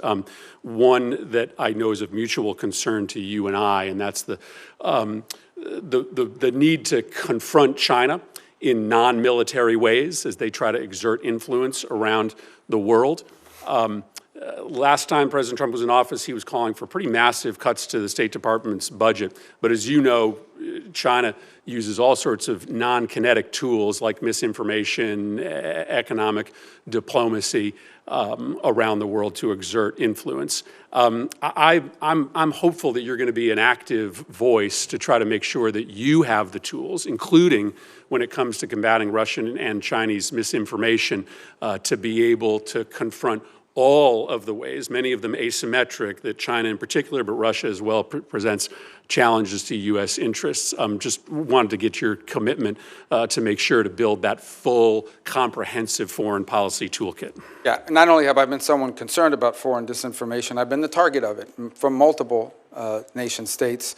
And I've learned over time that the best way to confront disinformation is through a flood of free speech that allows the counterpoints of view to be heard and understood.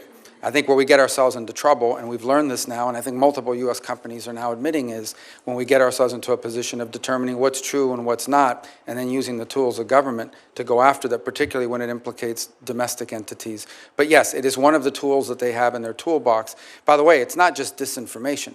It's flat out influencing nation states' views of the United States writ large by promoting conspiracy theories internally in other countries that undermine us and that undermine our standing, whether it's in Africa, and increasingly you see it in the Western Hemisphere as well. And one of the best ways to combat that is to be present, to be there, to show what we do, and to brag about what we do. One of the things that frustrates me the most is there are literally programs within the USAID where they do not allow us to label it as made in America or a gift of the American people because it might offend someone locally. I think it's important for the world to know that what the United States is doing to help their societies, we do not do a good enough job of promoting what we have done historically and continue to do to help our fellow man around the world.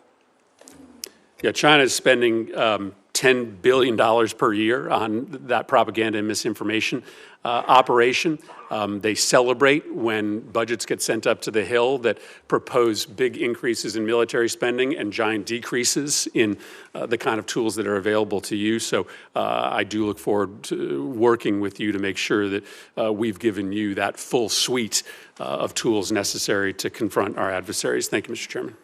Thank you, Senator Murphy. We'll take this break now. I appreciate everyone getting back here in 5 minutes because we've still got a long ways to go. And so with that, we'll be at ease for 5 minutes. It has incredible assets and opportunities. A lack of focus on Africa can endanger the whole planet. We know in the days of infectious diseases, for example, an outbreak of an infectious disease anywhere is a threat to public health everywhere. More than that, we see the climate challenges, migration patterns there, threaten to destabilize the Middle East and other areas. Egypt, for example, literally is hosting millions of refugees in Egypt right now. Now, my frustrations in my 12 years here is that we as a nation have not really prioritized it. We do not have ambassadors in some countries where China and Russia, who understand the African opportunities, are investing heavily.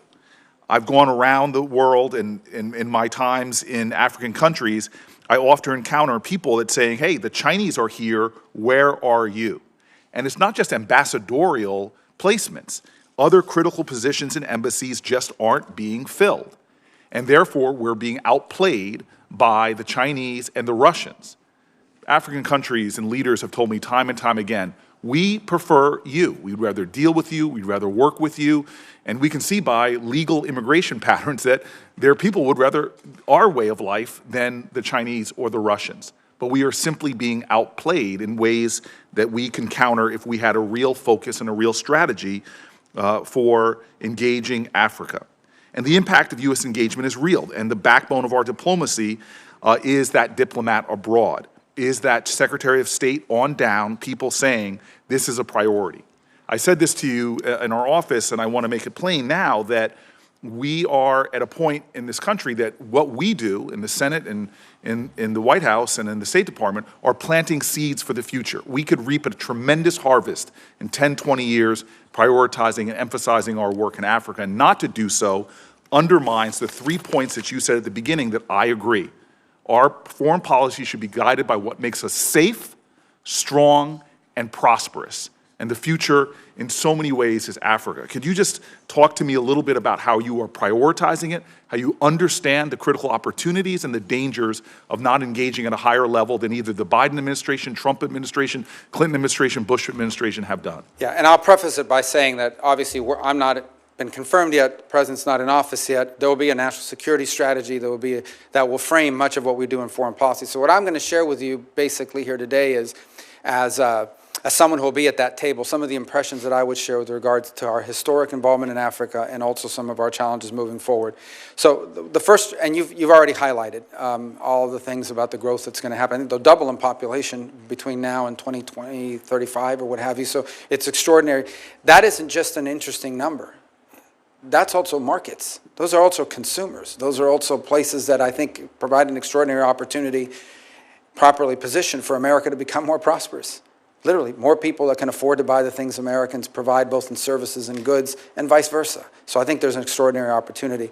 Where I think some of our situation in Africa has fallen off has been, it's been, and rightfully so, heavily focused on counterterrorism and solely on counterterrorism in some places. And that's valuable and important. It is very difficult for a country to progress or move forward if they are in fact a haven, for that's open. And so, the freaks come out at night and you've got the terrorist groups that are operating and undermining that country. So it's not that it's unimportant. I think we're also learning from the Sahel how quickly the situation changes. Despite significant counterterrorism contributions, each of those countries have pivoted to their great mistake, grave error, towards the Africa Corps led by Russia. These people are not any good at fighting counterterrorism and unreliable, and I think the moment will come when they'll realize that, and maybe there will be a new opportunity to engage.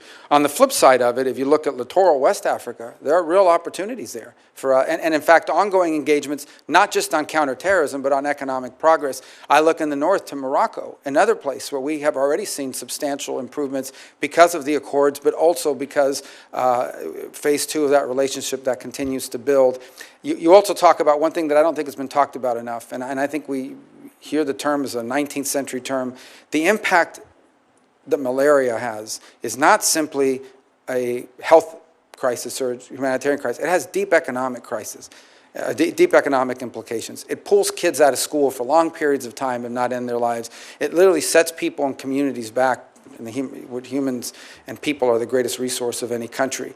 And the cost-benefit of an investment, leveraging private partnerships to deal with things like malaria, pays extraordinary dividends if appropriately done and channeled. And that is something that I think could, as part of an overall approach to Africa, be included in things that you could argue are improving our prosperity, our security. Thank you, Senator Rubin. You've affirmed a lot of this to me in our private talks. I just want to make an emphasis publicly here that the disinformation in Africa, and you've mentioned disinformation writ large, but, for example, the Washington Post published an article in October detailing how Russian propagandists targeted U.S. anti-malaria programs in Burkina Faso.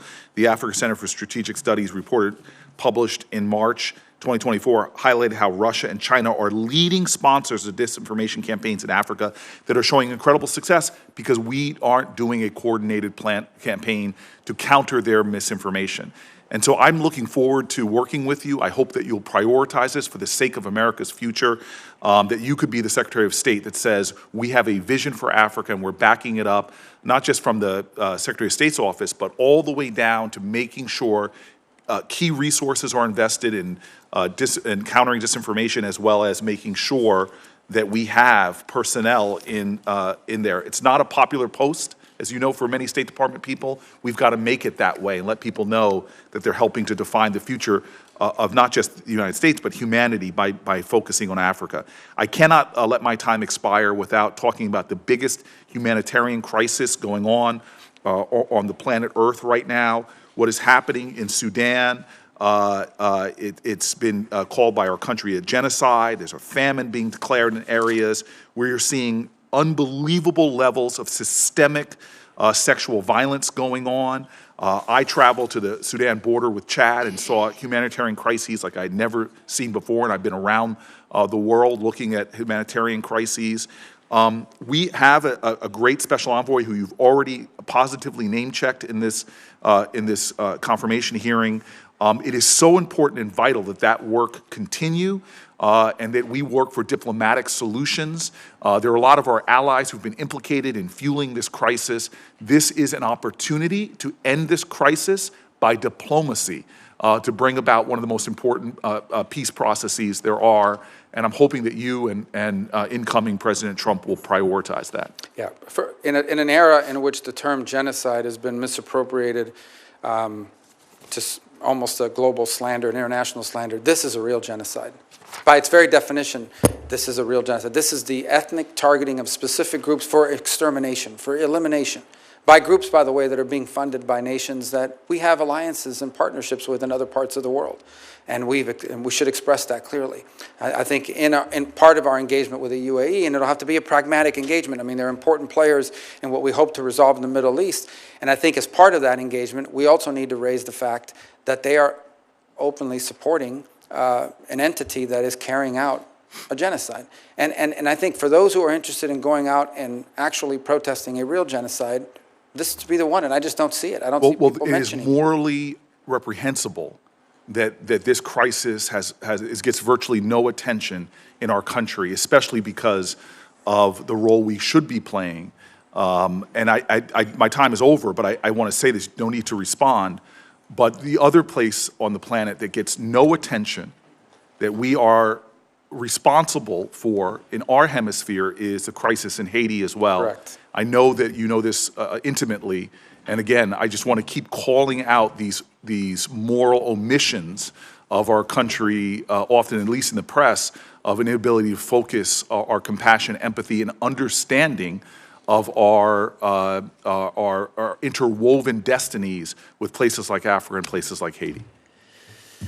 Thank you, Senator. Thank you, Senator Booker, for that. Those are things that needed to be said.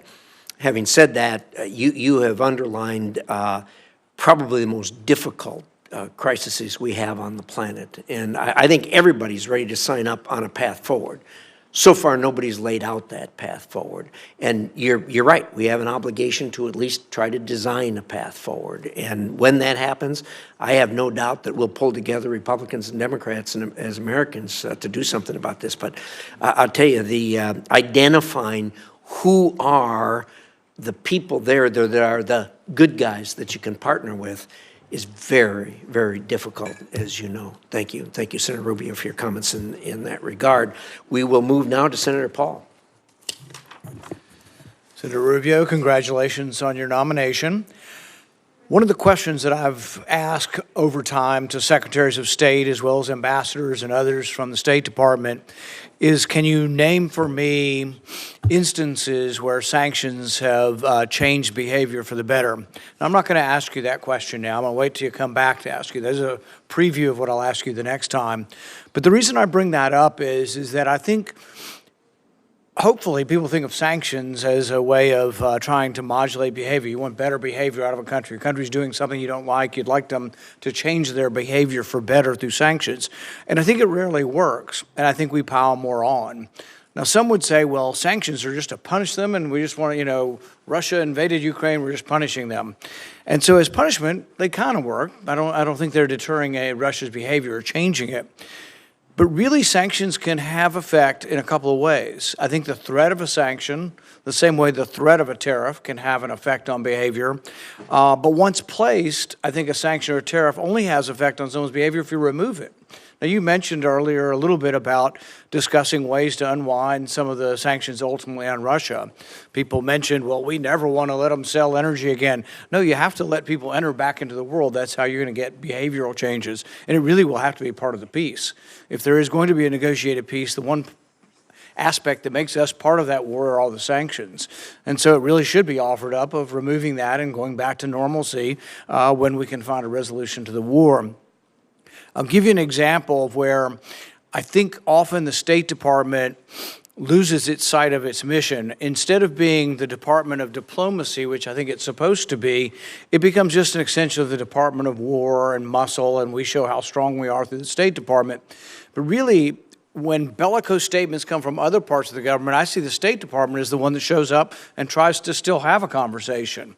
In the past, I think because of remarks, you had been banned from travel to China. The ambassador that's been nominated also has had statements that make us question whether or not he'll be received in China if he becomes the ambassador to China. When Blinken and Yellen went to China recently, they decided, and I'm not arguing with the goal was to get China not to sell dual-use parts to Russia to use in the war against Ukraine. A noble goal, I share the goal. But they got to China and they shamed them in public and called them names and told them they're terrible people and they should quit doing it. I would argue that there's another way to try to get behavioral changes. I would argue that the opposite of sanctions is trade. And so we have a lot of sanctions on China. If I'd been the one going to China with a mission, I would have said to China very quietly, we may not be able to undo everything, but perhaps we could undo one bit of sanctions that will enhance your economy by X amount if you'll agree to quit selling dual-use parts to Russia.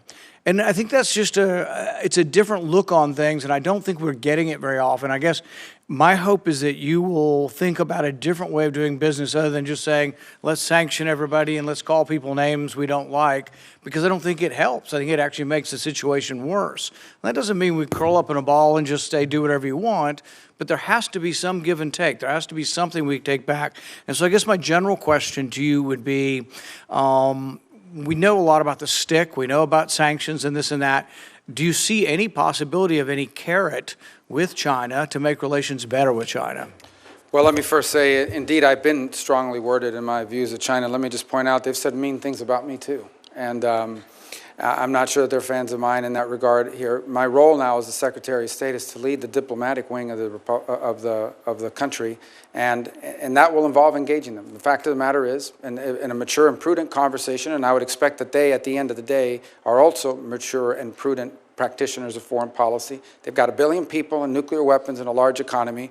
We have 400 million people, the largest economy in the world in nuclear weapons, and it is in their interest, our interest, and the interest of the world for two great powers to be able to communicate. In fact, despite everything I have said, I have consistently throughout my career said that it is that geopolitical balance between our countries, or imbalance, developing imbalance, that is the greatest risk to global security and prosperity, because that could quickly trigger not just a trade and economic conflict, but an armed one, which could be catastrophic. Never in the history of mankind have two powers like the United States and China ever faced off in a global conflict, and the outcome would be catastrophic, and we should want to avoid it, and so should they. So the bottom line is this: yes, we are going to have to deal with China. They're too big and too important in the world, and they're going to have to deal with us. And my goal is that it is dealt with in a way that furthers our national interest. What cannot continue to happen is that China continues to assume all of the benefits of the international system and none of its obligations, all the benefits of global trade and commerce and none of its obligations. Your point on sanctions are important. I think that one of the things that's happened over time is we have adopted this view that we're going to be involved in less armed conflicts, which I think is a positive, generally speaking, right? Most people would agree. The only other alternative left in the toolbox then is economic sanctions. And while I do think that you can question whether it has an impact over the changing the behavior of a country, it can achieve two things. The first is it can deny a nation state the resources they could use to fund more of that activity. Let there be no doubt. If the Iranian regime had more money because of no sanctions, they would have spent more money on Hezbollah and Hamas and their missile program and the Houthis and others. So I do think there is value in that regard. And the second is, to be frank, leverage. When you sit down at a table, let's say we talk about Ukraine and the need to end that conflict, when you get and sit at the table, and the United States is involved in those conversations, hopefully, to reach a peaceful settlement of that conflict, you're going to have to give, not just get. And sanctions and the release of sanctions could be a part of that, assuming that the conditions are appropriate. So I do think sanctions also have a role to play in that regard. But I would not diminish the part about denying resources for governments and countries to carry out nefarious, denying them the ability to have the resources to carry out these nefarious activities. I think you're right, and the point is probably valid with regard to Iran. Probably not so much with China. I don't think we've denied China resources, and I think their resources extend beyond what we can do. I think our sanctions are more, prodding them, but not really damaging their economic prospects. With regard to the concept of diplomacy and how we make things better, or attempt to make things better, I think if we have absolutes, we tend to not understand really the way diplomacy has to work, because it is about engagement, it's about hearing the other side. It's not about accepting their position, but it's about at least knowing what the position of the other side is. With regard to NATO and Ukraine, to a person, the State Department under the previous administration is adamant, and so are many Republicans, that there is absolutely no way we will ever say that Ukraine could be a neutral country. That absolutely they will be, and it is our absolute prerogative to invite anybody we want to into NATO. Well, we can say that, and we have the ability to do that, but there are consequences to that, and one of the consequences is that, at least from the Russian perspective, they see that as one of the reasons why the war has developed there. And so I think that if you are looking at peace, you have to look at first you have to get to a ceasefire before you even get to real discussions. But if you had a ceasefire between Russia and Ukraine, I think our sanctions need to be on the table as far as negotiating the removal of them. But I think also the idea of Ukraine being a neutral country as far as a military alliance, if it's not on the table, Ukraine doesn't have that much to offer. I mean, Russia now occupies a good 15-20% of the country. It's been a big bloody war, and they've done it in a sort of World War I fashion, but I don't think they're going anywhere. It is at a stalemate. But the one thing Ukraine has to offer is they won't become part of a military alliance allied against Russia. Just not taking it off the table enhances our ability to negotiate and enhances Ukraine's ability. I think Zelensky's public words have been a little less firm than they had been in the past. But instead, I think we've done the opposite with our diplomacy. Every day, it's Blinken, beating the drums. They absolutely be in Ukraine. Do you think that the concept of a neutral Ukraine, not in NATO, can be part of the negotiations to end the war? Well, obviously, that's something that will ultimately be part of any negotiation. I do agree with your point that if we want to be real here for a second, because I think we've lost the art of reality in some of the foreign policy. These are not outcomes that are rarely are they ideal. Sadly, in many cases, our choices in foreign policy are a choice between a bad outcome and an even worse outcome. And that's been true not in the modern era, but throughout the history of diplomacy and nation-state relations. In the case of conflicts such as these, they invariably require concessions. I don't think it would be wise nor appropriate before we're even in office or even at any public forum such as this to discuss the parameters of what those potential concessions can be for either side. Suffice it to say, I do think, to be honest with the committee and the full Senate, if you want to reach agreements to end armed conflict where people are dying on a daily basis and enormous destruction is occurring and a great potential for escalation exists on a daily basis, if we want to be honest about bringing that to an end, true diplomacy will require concessions from every party engaged in those conversations. That's the nature of diplomacy, and it's best conducted directly and in an appropriate forum and not in public. And that can be done, by the way, without abandoning our core principles as a nation or our feelings as a people about what's happened and transpired in that conflict to date. Senator Van Hollen. Thank you, Mr. Chairman, Ranking Member Shaheen. Senator Rubio, good to see you. It was great to sit down with you and talk about some of these important issues yesterday. Let me just say at the outset that I appreciate your response to Senator Booker's question about what's happening in Sudan, specifically as the Biden administration just found that the RSF under Hamedi is engaged in a genocide, and we need to do everything we can to stop what's happening there. You referred obliquely to some of our sort of Gulf partners who have not done what they should be doing. One of them is the UAE, and I've been very clear that the United States should not be providing military assistance to the UAE when the UAE is in turn providing military assistance to a group like the RSF that is committing a genocide in Sudan. And I'm expecting a briefing from the Biden administration by the end of this week as to whether or not their commitments to President Biden to stop doing that have been fulfilled.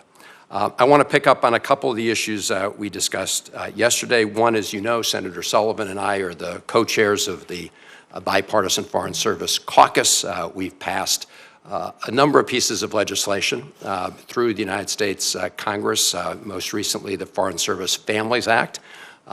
As you know, and we discussed yesterday, you know the importance of supporting the men and women at the State Department, including the Foreign Service, and I appreciate your willingness to work with us in the caucus to continue to make sure that they have what they need to do their jobs effectively.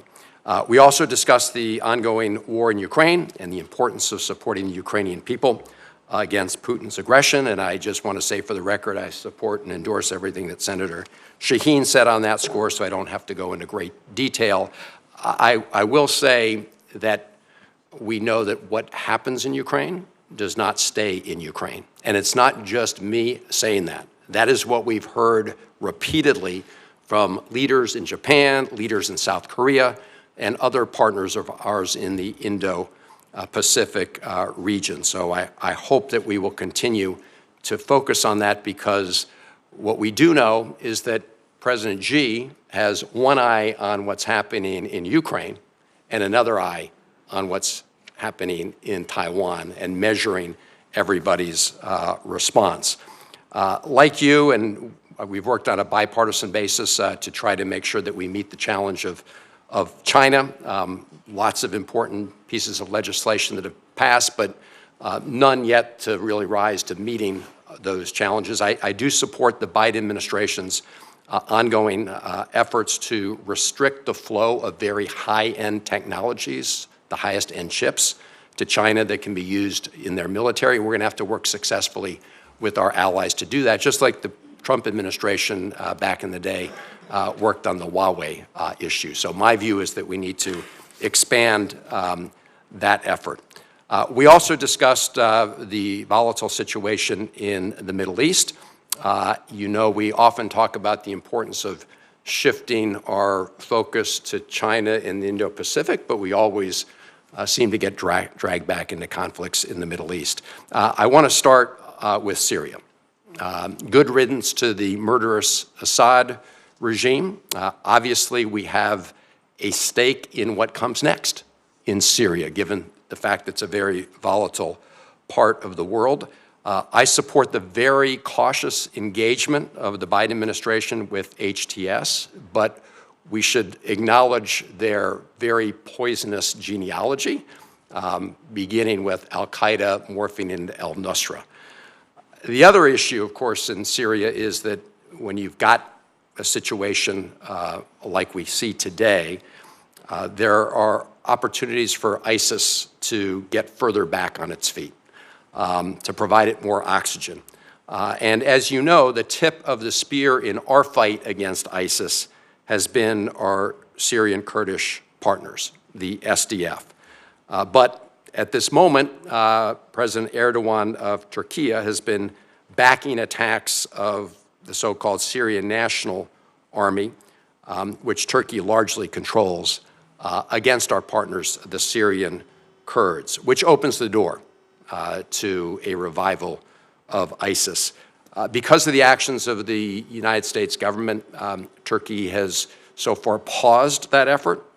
Senator Graham and I have introduced legislation to impose sanctions on Turkey should they renew those attacks in an aggressive way. We talked about this. I know that you recognize the importance of that partnership with the Syrian Kurds, but just a very straightforward question. Do you agree that we should continue to support our partners, the SDF, in the fight against ISIS? Yeah, well, absolutely. Not only that, but I think we also need to recognize that there are implications to abandoning partners who have a great sacrifice and threat actually jailed the ISIS fighters. One of the reasons why we were able to dismantle ISIS is because they were willing to host them in jails, a great personal threat to them. And obviously that situation is very tenuous. I don't want to take up a lot of your time, but I do think it's important to respond to this opportunity in Syria, because it could be an opportunity. Look, the new people that are in charge there are not going to pass an FBI background check, okay? We recognize that. These are not people we know all about, and their history, as you said, is not one that gives us comfort. That said, it is in the national interest of the United States, if possible, to have a Syria that's no longer a playground for ISIS, that respects religious minorities, ranging from Alawis all the way to Christians, that protects the Kurds, and at the same time is not a vehicle through which Iran can spread its terrorism to Hezbollah and destabilize Lebanon, not to mention what's happened in other parts. Not only is it in the national interest of the United States, it's in the national interest of virtually every nation state in the Middle East to see that come about. That is worth exploring. There is an interesting dynamic at play, and Senator Paul asked a moment ago about the impact of sanctions. I would argue that the Caesar sanctions directly contributed to the downfall of the Assad regime in many ways. We find ourselves in this interesting situation now where, because I think it was reauthorized as part of NDAA, we now have these sanctions in place against the government that no longer exists. But nonetheless, it's an opportunity for us to explore how we could use that tool, the removal of it, and others, if in fact the territory is fertile for these outcomes. There are impediments to this that go beyond simply the new people in charge. And one of them, as you pointed out, is Erdogan and what his intentions are. Right now, there's a very tenuous ceasefire with regards to the Kurds. It's important for that to be maintained. I think it's important to signal to Erdogan early, including through this hearing, that they should not view a transition in power in the U.S. as a window in which they could take advantage of to sort of violate whatever agreements are in place. Right now, what we want in Syria is stability so that we can explore what opportunities exist to bring a different dynamic, because it would have an impact on Lebanon, on Israel, on the situation in Gaza, and on the broader Middle East. And to walk away from an opportunity that may not come back. By the way, the Russians have been run out of there, the Iranians have been run out of there, but they are pragmatic foreign policy operators. If we don't explore these opportunities, they will work their way back in there at some point. And I agree with everything you just said, and look forward to working with you on that.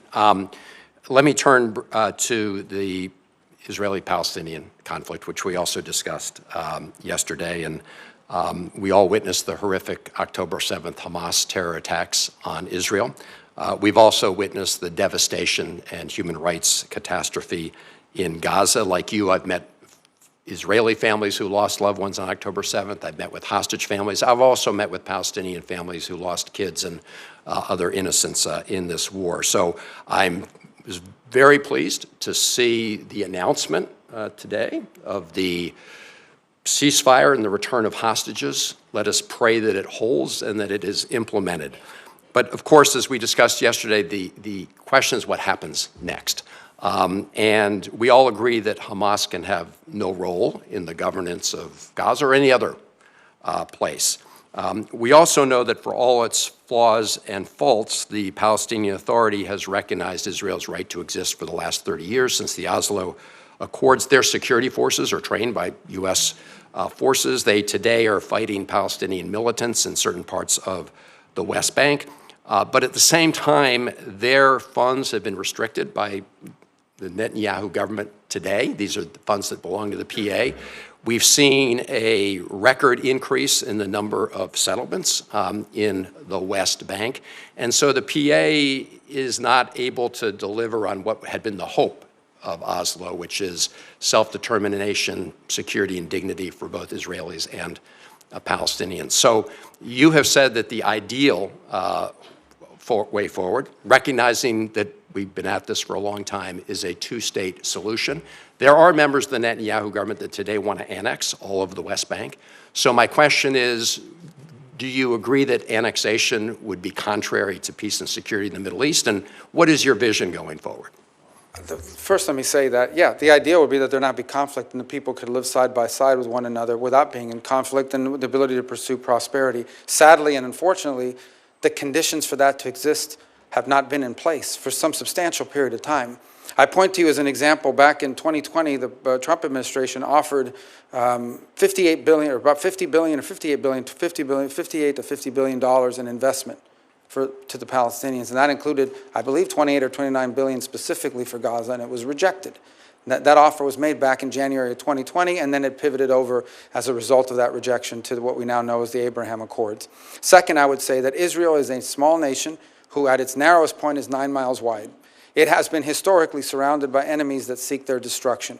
Hezbollah to the north, Hamas to the west, Iran further north with nuclear weapons, constantly. In fact, I would argue that if Israel had not been firm and strong in its response in this endeavor, most recently, they may very well have faced an existential threat, as they continue to in many ways. Now, here's the good news, and it's not just about the ceasefire today, although that's very important. The good news is that potentially we have had a dynamic shift in the region that has an historic opportunity, if appropriately structured and pursued, that changes the dynamics of what might be possible. And that, we've discussed Syria, we've discussed the events in Lebanon quite a bit as well, the degrading of the Iranian capability, which I hope will continue, and hopefully the ability to reach some agreement between Israel and Saudi Arabia on normalization and being able to engage both for their mutual security and also economic prosperity. The real open question for the Palestinians is who will govern? Who will govern in Gaza in the short term, and who will ultimately govern? Will it be the Palestinian Authority or some other entity? Because it has to be someone.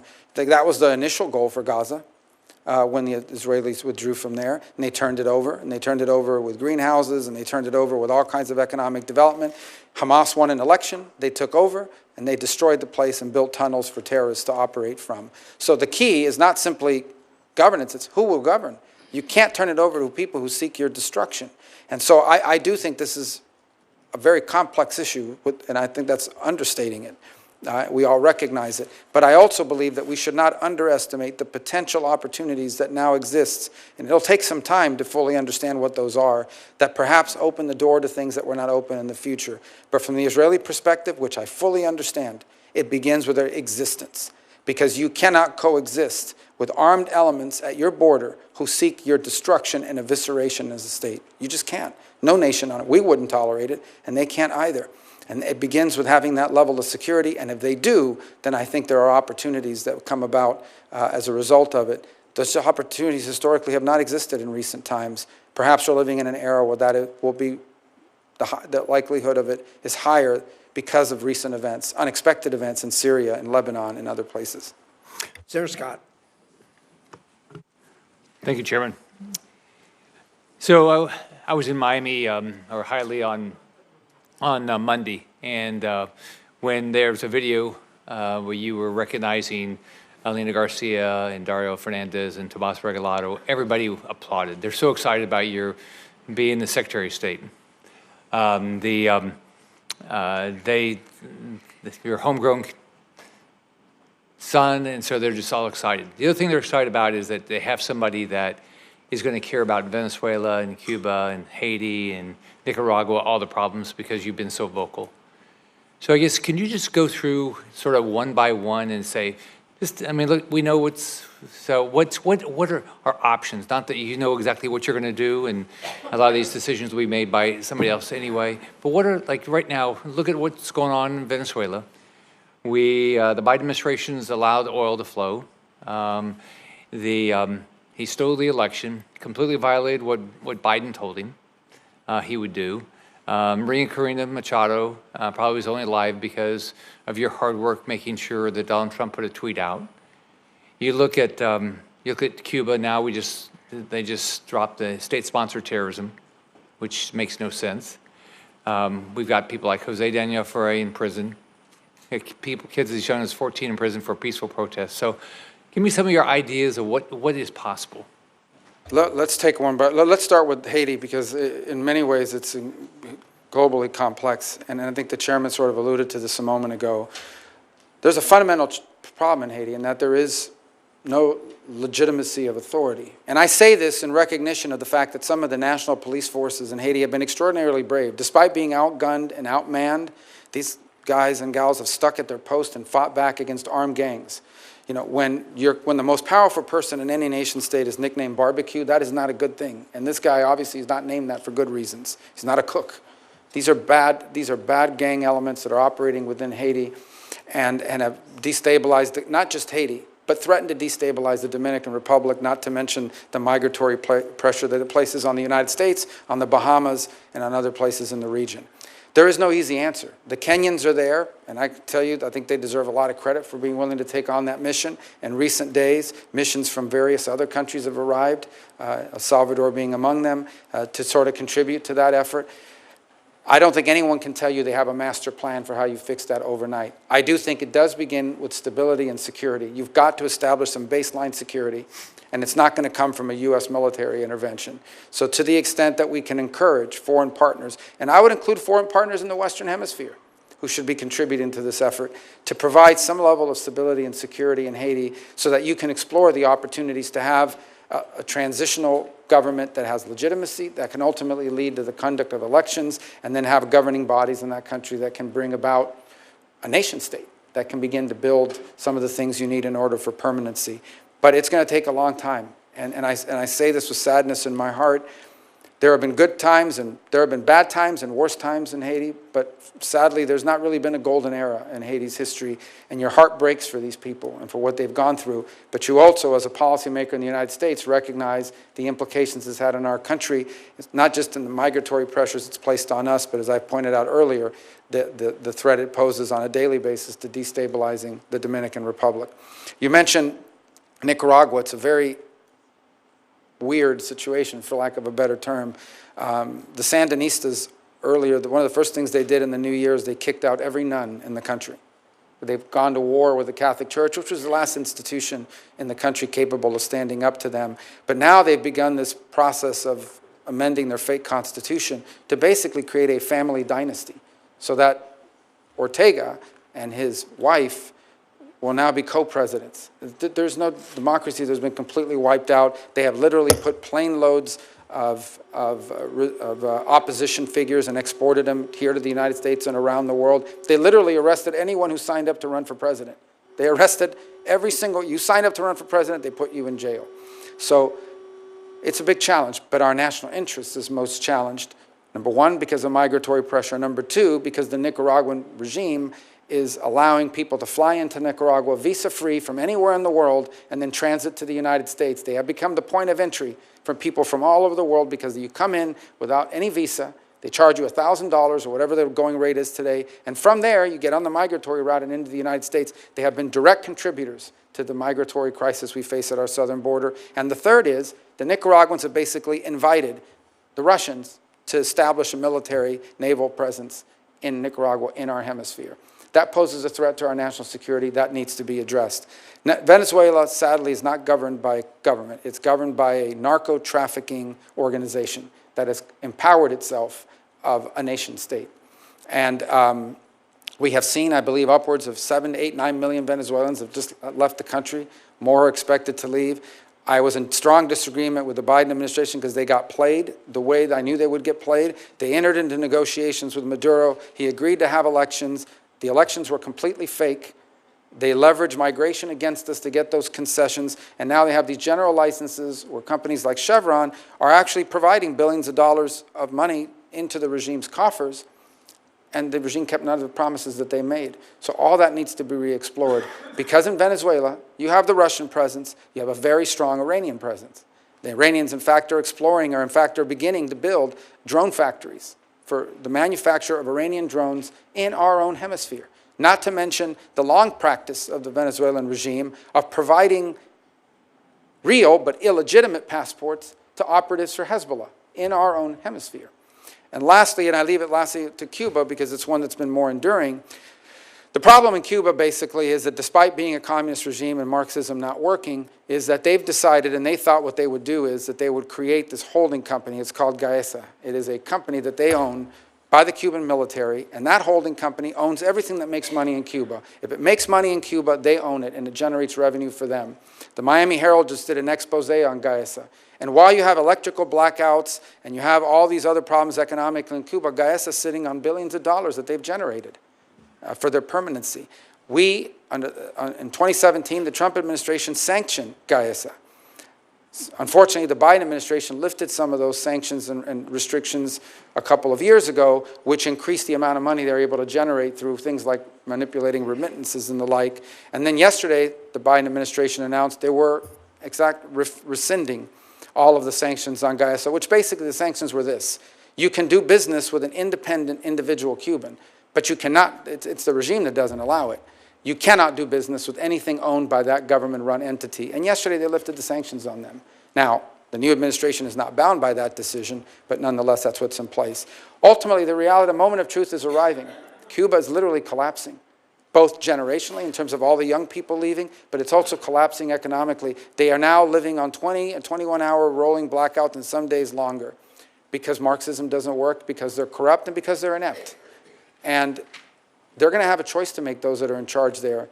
Do they open up to the world? Do they allow the individual Cuban to have control over their economic and political destiny, even though it threatens the security and stability of the regime? Or do they triple down and just say, we'd rather be the owners and controllers of a fourth world country that's falling apart and has lost 10% of its population in the last 2 years? And that's a dynamic that they're facing right now. I hope that they will choose the path of empowering the individual Cuban so that the individual Cuban has the ability to do what virtually the peoples of virtually every other country in the hemisphere have been able to do at least once in the last 60 years, and some more than once, and that is elect their leaders, vote for their leaders. You think about what happened here today. The Cuban people have no idea what it's like to have an authority figure or someone in charge and power, like I am as a U.S. Senator, sitting here having to answer questions from his colleagues, and also having to have people in the back screaming and protesting against you. You can't do that to a Cuban official. You can't question their decisions. The Cuban people have never been able to participate in a political process for over almost 70 years now. And they're entitled to that as much as the people of Colombia and Argentina and Paraguay and Peru and virtually every other country in the region has enjoyed. So let's assume you have this job, you're confirmed, you have the job for 4 years. What would your definition of success be?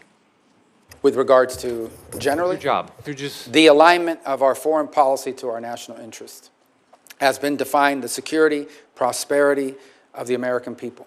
And that's, and by the way, I would define that as success for the country. What I would define as success for the State Department is not just that alignment, but making the State Department highly relevant again. Sadly, and I think I've shared this with you in some of our meetings with many of my colleagues, what has happened over the last 20 years under multiple administrations is the influence of the State Department has declined at the expense of other agencies and also at the expense of national security councils because it takes so long for the State Department to take action. And so increasingly you stop getting invited to the meetings and they stop putting you in charge of things because it takes too long to get a result. So we want the State Department to be relevant again, and it should be, because the State Department has a plethora of talented people who are subject matter experts and who have skills in diplomacy, and it's not being fully utilized because increasingly on issue after issue, we've seen the State Department marginalized because of internal inertia, because of the way the structure works. So we have to be able to we have to be at that table when decisions are being made, and the State Department has to be a source of creative ideas and effective implementation. So I would define making the State Department relevant again in the setting of our foreign policy is critical. And I think that's something that maybe is not as perceived by the general public as it is by those of us who watch it on a daily basis. Thank you. Thanks. Senator Rosen. Well, thank you, Chairman Risch, Ranking Member Shaheen, for holding this hearing and for welcoming me to the committee. You know, I'm joining this committee at a challenging time for the global community, from conflicts with Iranian proxies in the Middle East to Vladimir Putin's war in Ukraine, growing tensions with China, a genocide in Sudan, and so much more. And I look forward to working with my colleagues on both sides of the aisle to find bipartisan solutions to these problems. And I also want to thank you, Senator Rubio, your family that's here, and those that couldn't be here, for working with me over the last 6 years and your service to our nation. And I'd like to congratulate you again on your nomination. And I'm going to move on. I just want to make a quick statement because ensuring the United States remains a steadfast supporter of Israel, I know is one of your top priorities and one of mine. And throughout your time in the Senate, you've been one of Israel's most unwavering supporters. I want to thank you for supporting Israel. I look forward to working with you to ensure that the U.S.-Israel security partnership remains ironclad and that our friendship remains unconditional. And I want to thank you for your response to Senator McCormick's hostage question. We all hope, since we've been in this hearing, that there's news maybe of an imminent agreement being reached to free, I hope, all the hostages. We hope to hear that confirmation soon. But nevertheless, these issues must remain a top priority for the committee going forward. So I'm going to just move over to talking about Abraham Accord, speaking of going forward, because despite the immense challenges that you've addressed posed by October 7th, the Abraham Accords have ushered in new forms of cooperation between Israel and countries in the Middle East and North Africa. As one of the founders and co-chairs of the bipartisan Senate Abraham Accords Caucus, I firmly believe the U.S. should continue building on the accords by deepening people-to-people ties, soft diplomacy, if you will, and widening the circle of partnerships with Israel to new countries. So, Senator Rubio, I know you've touched on this briefly, but if confirmed, how will you support the growth of the Abraham Accords to new countries generally, and specifically maybe try to normalize relations between Israel and Saudi Arabia? Well, thank you. I think those are important points. A couple things that have come up here as a result of this. The first is, and I point this again because we just don't know, it's a new development, but I think we should not underestimate or understate the potential historic opportunities that exist right now with what's happened very unexpectedly for most in Syria, what's happened in Lebanon, the weakening of Iran and of its Shia crescent of destabilization in the region. These are extraordinary opportunities that I think lend themselves to an era of diminishing insecurity, not total the elimination of it, but enough security that it opens the door for agreement on other topics. Critical to that is the potential of a Saudi normalization with Israel. And I think that, as part of a broader context of the Abraham Accords, I think would be historic in nature and I think provide extraordinary benefits to the world and help bring a level of stability and peace to an area that, frankly, has not had it, one could say, for thousands of years, but certainly in my lifetime. You talk about what we could do to build on it. I think the most important part of any arrangement of countries that enter into these agreements that historically have been difficult is there has to be a benefit to it. They have to perceive that there's a benefit to it, particularly among themselves. Like, what is the benefit to a country? What benefits will Saudi Arabia derive from being in recognition of Israel and vice versa? And I could think of a variety of things, whether it's advances in what their investments in high tech, and how Saudi Arabia wants to diversify its own economy, the ability of cross investments, and also, frankly, of security. Because for the foreseeable future, I think most anticipate that there will be a mutual threat from Tehran. It may not be openly stated as a military alliance, but it's certainly a security, certainly one that I think they both have a mutual interest in, and which I think the U.S. could be a very strong partner in providing those assurances as well. So I do think there's a real opportunity to expand it, and it won't be without irritants. There's no doubt about it. There won't be without irritants. That we're still going to have some issues with UAE or Saudi Arabia, but we also have to be pragmatic enough to understand what an enormous achievement it would be if, in fact, not just you get a ceasefire, but you actually, that leads to the opening, the opportunity of a Saudi-Israeli partnership and joint recognition. What that would mean to the region is historic. And you've talked about potential opportunities going forward, and we talk about maybe not just with other countries, but how does the private sector get involved in creating building and sustaining the normalization in areas of water insecurity, power insecurity, healthcare, technology? We know that there are ways that we can do this. They have been doing it. How does the private sector feed into this? I think from an economic and development perspective, they're the linchpin of it. I think one of the things that could come about as a result of an agreement between the Saudis and the Israelis is that companies and institutions in both countries would now be open and able to invest in and or partner in the economies of each other. So the Israelis, as an example, have made extraordinary advances in agricultural production. Because of geographic constraints. They've had to be incredibly creative and nonetheless have been able to, and I think the Saudis would benefit from that greatly. Likewise, I think that we know, as a startup nation, that the technological capabilities and advances that the private sector has made in Israel, and that I think would be a great interest to the Saudis in partnership. In reverse is, I think, some of the energy resources that Saudi Arabia could provide, some of the financing for projects that they work together on. The linchpin of all of these is private sector engagement. But without the governmental imprimatur, or without the government creating the pathways for that to be possible, because of recognition, because of diplomatic relations, That's what opens, because those don't exist, that hasn't been able to happen. This would open the door for that, and I think be transformative. Thank you. I want to continue a little bit on this theme because, of course, a lot of this also has a nexus with combating anti-Semitism, and, of course, anti-Semitism domestically and abroad. I probably founded the Senate, the first ever Senate bipartisan task force to combating anti-Semitism. You and I have done a lot of work there. You're a member of the task force, and we work closely with the Special Envoy's office at the State Department. We know that global rates of anti-Semitism, they are skyrocketing. It's critical the White House ensures the Special Envoy and their office is sufficiently staffed, supported, and resourced. So I know we've talked about this in our meeting, and of course, like I said, we worked on this before. Can I have your commitment that you'll work with the White House to do two things? Quickly nominate a qualified candidate to be Special Envoy. Quickly and qualified, we really need to get somebody on board. Yes, and I think it needs to be someone that, as we've discussed, also enjoys broad support across different sectors. But the key ultimately is, there was I don't know if it was a study or a survey or something that came out yesterday, but it showed something that's really disturbing. I think it said 60% of people on Earth hold anti-Semitic views, according to this poll, or in 60% of the countries, but I think it's at 60%. Look, unfortunately, bigotry and hatred has been a part of human nature from the very beginning, but anti-Semitism is a unique danger. The suffering that it inflicted on the world historically, but in the last century, is unimaginable and can never be allowed to be repeated. And it's something that we should make sure we're constantly speaking out against and identifying for what it is. I think the U.S.'s role as a leader in speaking out in that regard is indispensable.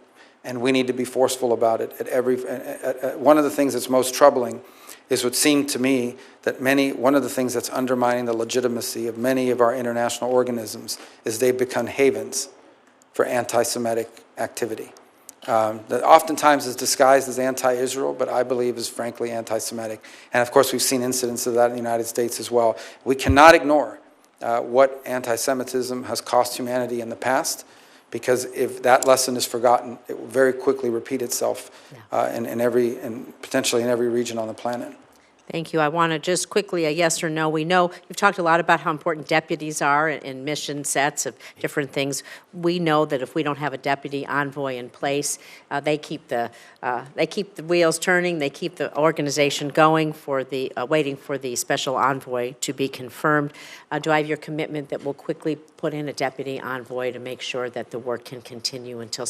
Yeah, we'll work to do that as soon as possible. Thank you. I wanted to, I only have 56 minutes. I do not have 56 minutes. I have 56 seconds. That would be a little crazy. I know that the first Trump administration created the Women's Global Development Prosperity Initiative. It was the first whole-of-government initiative to promote women's economic empowerment, dedicated global resourcing for these activities. As Secretary, will you commit to continuing to expand on the WGDP initiative, and if so, in what ways? Yeah, and that was a high priority of Ivanka Trump, who's no longer going to be in government, but was at the time, and she worked on that very much. And I was a supporter of it then, and look forward to being a supporter of it now, if confirmed. Thank you. And we got that 56 minutes went awfully fast. There you go. I yield back, Mr. Time Chairman. flies. You yield back all 8 seconds? Yes. Senator Cornyn. Thank you, Mr. Chairman. I can barely see you down there. I know. I was there one time. They had to extend the dais so Senator Curtis and I could actually sit at the big boys and girls table. So, Senator Rubio, it's great to see you. I have complete confidence in your ability to lead the State Department. I think it's an inspired choice, and you couldn't be better prepared for that job. I do want to ask you a few questions, some of which I know Senator Cruz is here as well. He and I share a concern about Mexico. You've heard some concerns, particularly about the cartel activity, but I want to talk to you about water. In 1944, there was a water treaty between the United States and Mexico, and we have had chronic problems getting Mexico to cooperate and release the water that's been absolutely critical to the life and the livelihood of our agriculture community in the Rio Grande Valley and elsewhere. We've had the I've talked to Secretary Blinken about this. We've written letters. We've done everything we know how to do. But I would just like to get your commitment to work with us to try to just simply get Mexico to live up to its requirements under the treaty. And if they won't do it voluntarily, to look for leverage and ways we can persuade them to do what they already have a legal obligation to do, which is to release water on a timely basis. Absolutely. And I think one of the reasons why we need to do that is twofold. The first is because it has real implications, not just for the state of Texas, but broadly for the United States. But the second is because I think this has become part of a pattern, and I would argue part of a pattern in a number of international arrangements, but in particular international arrangements with Mexico, in which you can strike any deal you want or sign any document you want, but if you're not willing to prioritize its enforcement, you are encouraging others to get away with the same thing, and at the same time, you're undermining the willingness of people to commit to enter into agreements in the future. And this has become we've seen it with USMCA, frankly. We've seen it with a variety of other commitments that have been made by partners in other parts of the world, and we're seeing it with this treaty. Where there is a treaty, they have obligations under it, and they don't seek to meet it. And it's part of the broader challenge that I alluded to in my opening statement, which is we've entered this era where we've entered into all these international arrangements, but oftentimes they've been weaponized against us, either through noncompliance or through a creative reinterpretation. And that extends to trade, all the way down to treaties such as this. Speaking of Mexico, I know that in different quarters we've had people suggest that the cartels be identified as a foreign terrorist organization. And as I've looked into that, it feels like the right thing to do because, of course, the cartels are wreaking havoc and misery and death and destruction, not only here in the United States, but also in Mexico. But I worry a little bit about some of the unintended consequences. For example, does that create some new category of asylum, perhaps, for people who claim that they are victims of cartel activity that otherwise wouldn't exist? What's your view about the designation? Well, and I think this question was asked earlier, so I'll tell you what I said. The first is that they most certainly are terroristic in their nature. They terrorize Mexicans, they terrorize on the U.S. side, they are involved in the trafficking of women and children, of labor, and both labor and sex trafficking, deadly fentanyl, and drugs writ large, as you can imagine. And I think, pose a grave danger in the process of trafficking people, trafficking terrorists into the United States. So they are terroristic in nature. What I said was that whether it's that designation or some new designation that we create, it is important that they be identified for what they are. I also pointed to something you just alluded to in your question, and that is they pose a grave risk to Mexican sovereignty as well. We have seen multiple journalists and politicians and candidates assassinated, murdered in Mexico by cartels because either they're not the cartel's chosen candidate or there are journalists that's spoken out against the cartels and you find yourself murdered. And I don't think we should underestimate, and I hope the Mexicans do not, the amount of leverage that they have created over the Mexican government. And in some parts of Mexico, they are, in fact, have operational control of territories, particularly near the U.S.-Mexican border. So this is something that I hope we can work with jointly and cooperatively with the Mexicans to address, because it's in their interest as well as ours. Ultimately, I do not think I speak out of turn when I say that you can expect President Trump will do whatever it takes to secure the United States of America and the American people from the threat that they pose.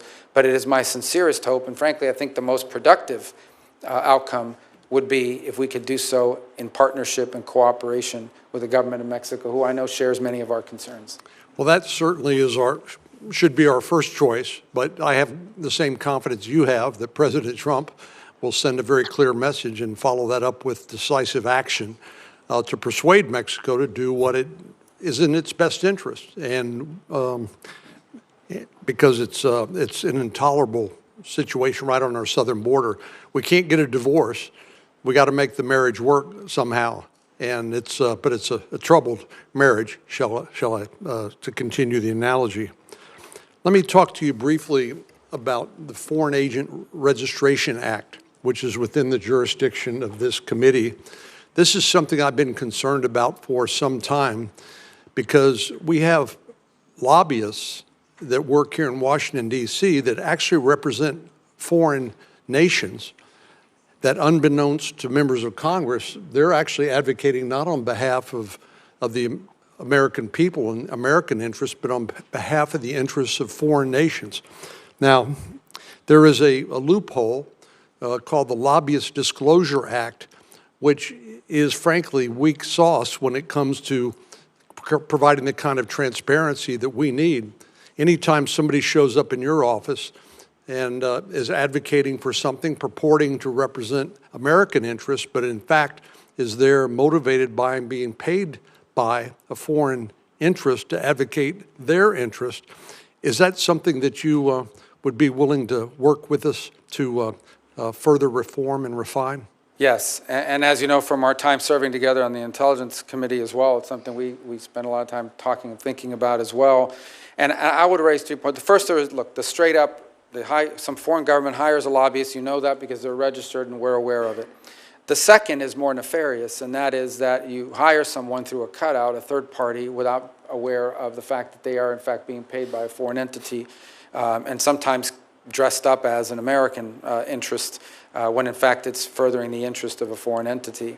And then the third, and it's one that I don't think gets talked about enough and it isn't covered by this law, but needs to be said, is some of the most effective and vociferous lobbyists on behalf of Chinese interests in the United States for a long time was U.S. corporations, who had a pretty good deal going in China with regards to manufacturing and the like, and would come here and argue in favor of outcomes and policies that favored China. And by the way, China would weaponize this openly. They would, in fact, bring in CEOs of corporate America and encourage them to go back and talk to your member of Congress and tell them they better not do that, because if they do, companies like yours are not going to do very well in China. And that was weaponized against us, too. That's not illegal, but it's most certainly troubling and something we need to have our eyes open to as well as we move forward. Well, that's a perfect segue into my last question, and this has to do with outbound investment transparency. As you know, the Senate has passed legislation providing for a reporting requirement for American companies who are investing in China. It's not a prohibition, it's merely a disclosure requirement, because the unique circumstances that you're well aware of that China provides. There is no division between civilians or the private sector and government. Under Chinese law, the private sector, so-called private sector, is required to share any and all information that might be of use to the People's Liberation Army or to the Chinese intelligence agencies. And it is not a stretch to say that due to the tactics of people like, or strategies really, of people like Deng Xiaoping, who said, hide your motives and bide your time, we've seen massive U.S. investment in China, which has not only helped them rebuild their economy, which is fine, but more ominously rearm their military, modernize their military so that they become a threat not only to their neighbors in the region, but to world peace. We can all imagine a nightmare in which China decides to take Taiwan, which President Xi said he's committed to do. So I think it just makes sense for us to have more transparency so that as policymakers, we can then figure out what is the right policy. I could care less whether American companies want to build more Burger Kings or Starbucks in China, but I do care if American companies are investing in dual-purpose technology or in ways that would undermine the national security of the United States. Do you share that concern? Absolutely, and in fact, I shared it beyond just simply what you've discussed. This was a few years ago when the Thrift Savings Plan, the retirement, 401k basically for federal workers, was investing in funds that are going directly to Chinese military use. So you think about it, there were people serving in the armed forces of the United States whose retirement funds were being invested in companies that were building the weapons designed to one day blow the ship that they served on, even the Indo-Pacific.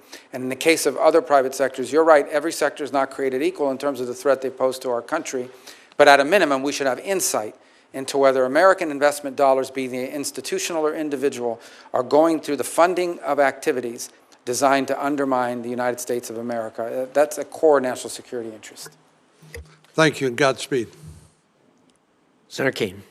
Thank you, Mr. Chair. Ranking Member Shaheen, welcome the opportunity to work with you in this Congress. Senator Rubio, congratulations on your nomination.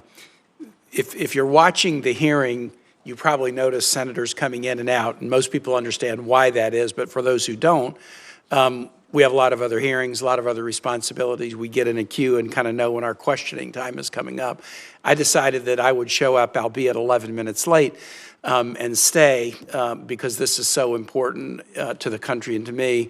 But I think for those of you who have watched this hearing that was gavelled in at 10, what you've seen is a nominee who is extremely well prepared. We're used to seeing nominees who know a lot about a couple of things, and sometimes who know very little about virtually everything. But I think you've seen a hearing with a nominee who agree or disagree with the points he's made. He's not talking out of a briefing book. He's not having a thumb through a binder to decide how to answer a particular question.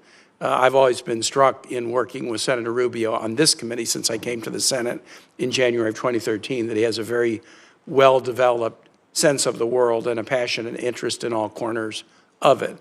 I was particularly happy that he was nominated for two reasons. One, we have worked together significantly on legislation touching many different areas over the years, and one was referred to by Senator Shaheen, legislation to send a clear message that NATO and the U.S. participation in NATO is not just simply an executive priority that could come and go depending upon the Article II Commander-in-Chief, but it was also something so important that Congress would say that the membership of the United States in NATO is something that Congress would want to weigh in on should there ever be a decision by an executive that we should back out of NATO. And I think sending that message from Congress has been a very important thing that has led to a NATO that is expanding. Finland and Sweden, where the polling would have been de minimis 10 years ago for joining NATO, are now in. And I think a strong message from Congress is part of that. Obviously, the fear of Russia is a huge part of it, but a strong message of congressional support is part of it. I'm particularly proud that the Virginia National Guard has now struck a deal under the State Partnership Program where we are partners with the military in Finland, a very capable military. And the first exercises of the Virginia Guard with the Finnish military will start next month. I'm very excited about that. The second reason I was particularly gratified to see Senator Rubio nominated for this position is he cares about the Americas. I cast my first vote in a presidential election in 1976. I have not seen a single administration, Democratic or Republican, that has devoted enough attention to the Americas. We devote attention to it in a time of crisis and then move our attention elsewhere. It seems like secretaries of state have often thought that the world only has an east-west axis and not a north-south axis, and Senator Booker addressed that with his questions around the attention that should be paid by the United States to Africa. I feel that very strongly about the Americas. I don't have to ask Senator Rubio questions to gauge his interest and attention level. Everyone who comes before the committee tells us they're really interested in the Americas, only to find that they end up spending all their time somewhere else. I don't have to ask that question of this nominee to know that he has a passion about the nations that are our nearest neighbors, a passion about the nations who are so connected to us in our cultural roots and in our family ties. And it is so important, not just because China and other nations are now getting into the area. I don't want to have a new Monroe doctrine that we only care about it to keep Europe out of it. We only care about it to keep China out of it. We ought to be paying attention because we're connected to these nations, and things will go better for us if things go better for them. So to you, Senator Rubio, I'm very, very happy that you're nominated for this position. Two comments, then one particular question. One, the status of career ambassadors. I think it is a norm for every administration to ask ambassadors to tender their resignations, and it is certainly the norm for the political ambassadors to be politely let go the day that the new administration comes into place. And I think that's an expectation that everybody has. We get that. For the career ambassadors that are in place, they have been asked to tender their resignations to the incoming administration, and that's normal. But I would hope that the administration would consider, if their career, keeping them in place until their successors are ready. Because to swap out a career ambassador for a career chargé does not advance our ability in any way to operate in nations. there is a cachet that comes with being a confirmed ambassador that really helps you with continuity and diplomacy in these nations. So I know that that's a decision that the president makes, but I hope as you have a conversation with the national security and diplomacy team, you might encourage the administration. Yes, you're going to replace the politicals with career chargés, but don't replace the career ambassadors unless or until you're ready to put somebody in place, which we know can often take quite a while for the administration to even forward nominees, much less the time to get through the committee process. That would be a comment. And then the second is more for colleagues, really, rather than for Senator Rubio. One thing I've tried to be consistent on in my service on this committee is fight against unilateral executive application of military power unless it's in pure instances of imminent self-defense, active self-defense or self-defense against imminent hostilities. And I have been able to get this committee to pass significant war powers resolutions under 3 different presidents now, President Obama, a Democrat, President Biden, a Democrat, and President Trump, a Republican. And I just wanted to assure everybody that I'm going to continue to be a stickler that the nation shouldn't be at war without a vote of Congress, except in the instances of imminent self-defense. And I will do that because I have done that under presidents of both parties, and I'll continue. Senator Rubio, now to the question. And you alluded to this very briefly in one of the comments that you made about the nation of Paraguay. Not only do we not devote enough attention to the Americas, but when we do, we devote attention to the headaches. And the headaches abound in the Americas and elsewhere. And so we've talked about Haiti, a problem. We've talked about Venezuela, a problem. But so often we don't pay attention to lift up, elevate, provide resources to celebrate the nations in the Americas that are doing things right. And so when I travel through the region, and I'm sure you've heard the same thing, I hear these nations that are doing things right. Why won't you pay attention to us? Ecuador threw out a pro-China government, put a pro-U.S. government. All they wanted was a trade deal. We want to be closer to the United States. We're the only nation on the Pacific coast of the Americas that doesn't have a trade deal with the United States. This administration, I've been critical about the Biden administration, didn't do anything to advance that cause. Talk to us about some of the nations in the Americas that you think are doing things right, and what we ought to do to help those nations, because we'll be much more likely to spread the right if there are other nations in the region that are doing better and better and better than if we're just trying to lecture people about how to improve. Well, just as a general matter, one of the things that's always struck me is that the region, and then maybe this is true in other parts of the world as well, but particularly in the region, it's almost better to be America's adversary or enemy than friend, because there's the impact of friendship or the benefits of friendship are not tangibly clear to a lot of them. And you know, I've seen that expressed time and again over multiple years. And it's easy to pay attention to a headache. You're going to sanction, you know, some country that's not acting in anti-American ways, but the people that are sort of doing it the right way or want to be cooperative, they're ignored, and the countries that are doing it the right way are ignored. So I think there are a number of countries that right now as we speak, and I always say this with caution because I may not mention one country and they say, well, they left us out, but I just want to point to a few that I think are present and clear for us. You mentioned one with Ecuador. Ecuador was actually left out of CAFTA because at the time, the people in charge didn't want to be a part of anything with us. They're facing some real security threats that are unique to Ecuador's history.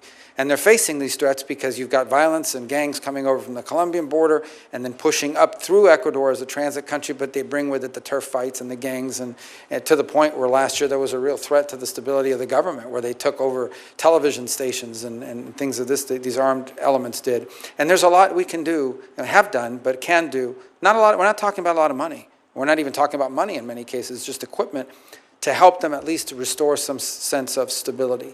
The other thing that Ecuador, these are just off topics, but I think they're all relevant. Ecuador faces a very significant challenge with illegal fishing off their coasts by Chinese fishing fleets who violate their territorial waters on an almost daily basis in massive quantities, and it's an ecological crisis as well on top of it. That's a country that can use our help tremendously. I think about the Dominican Republic. People don't talk about the Dominican Republic enough, and they face a real challenge because of Haiti and the instability next door. They were also one of the countries that emerged from COVID the fastest, and not just because of the tourism returned quicker there, and they've really been able to do some positive things. I think Argentina, I know people, some have not met the new president of Argentina. This is a serious, well-trained economist. I would not, if you sit down and talk to him for a few minutes, he has real clear ideas about economic development and is doing some really necessary things in terms of restructuring the direction of Argentine economics in a way that I think is very positive. Can I just say to every other nation out there that thinks you're a good guy, he was about to mention you, but my time has expired. But please focus on the good guys, and let's help them do better and better and better and be good examples in the region. Thank you. Thank you. Excellent point, Senator Keene. Excellent point. Senator Curtis, welcome to the committee. Thank you, Mr. Chairman, Ranking Member. It's great to be with you today. Great to be on this committee. Senator Rubio, for the last 7 years, from a distance of about 600 feet, that's what separates the House chamber and the Senate chamber, I've watched and admired your work from a distance. And on a few, but very fortunate times, I've had the chance to actually be wind at your back on some of your work supporting Taiwan and protecting Hong Kong dissidents as we work together on some legislation. Now, in a twist of events, I sit not far from where you once sat, and there's another symbolic 600 feet between us, between the State Department and the Senate. And I'm excited to work with you in your new role. And I would like to continue to be wind at your back on a lot of issues, and none more important to me than China. And if you remember really nothing else about our short interchange today, please know that that's very important to me, and I hope to work with you on what I do with the aggression of China, and in many ways, their global push for military and economic supremacy, I think, is a threat in many ways. China is imposing, it's what they call China One principle on the world, which is very different than you know from our China policy.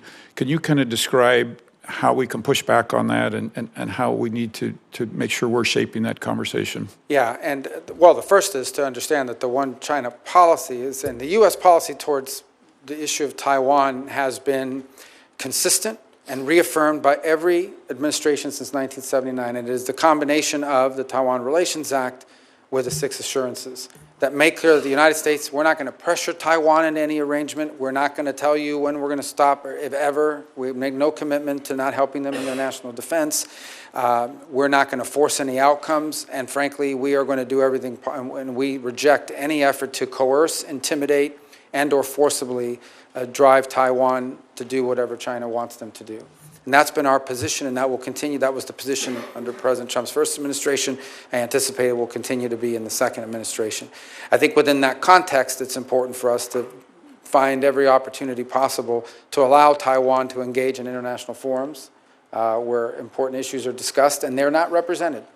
Irrespective of what China claims about One China principle, they're not represented. And so the views there need to be made clear. They need to have an opportunity in these forums to be made clear.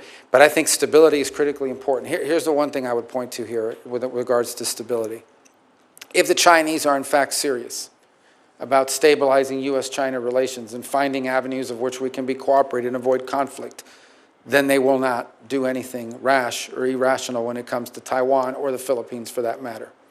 The actions they are taking now are deeply destabilizing. They are forcing us to take counteractions because we have commitments to the Philippines and we have commitments to Taiwan that we intend to keep.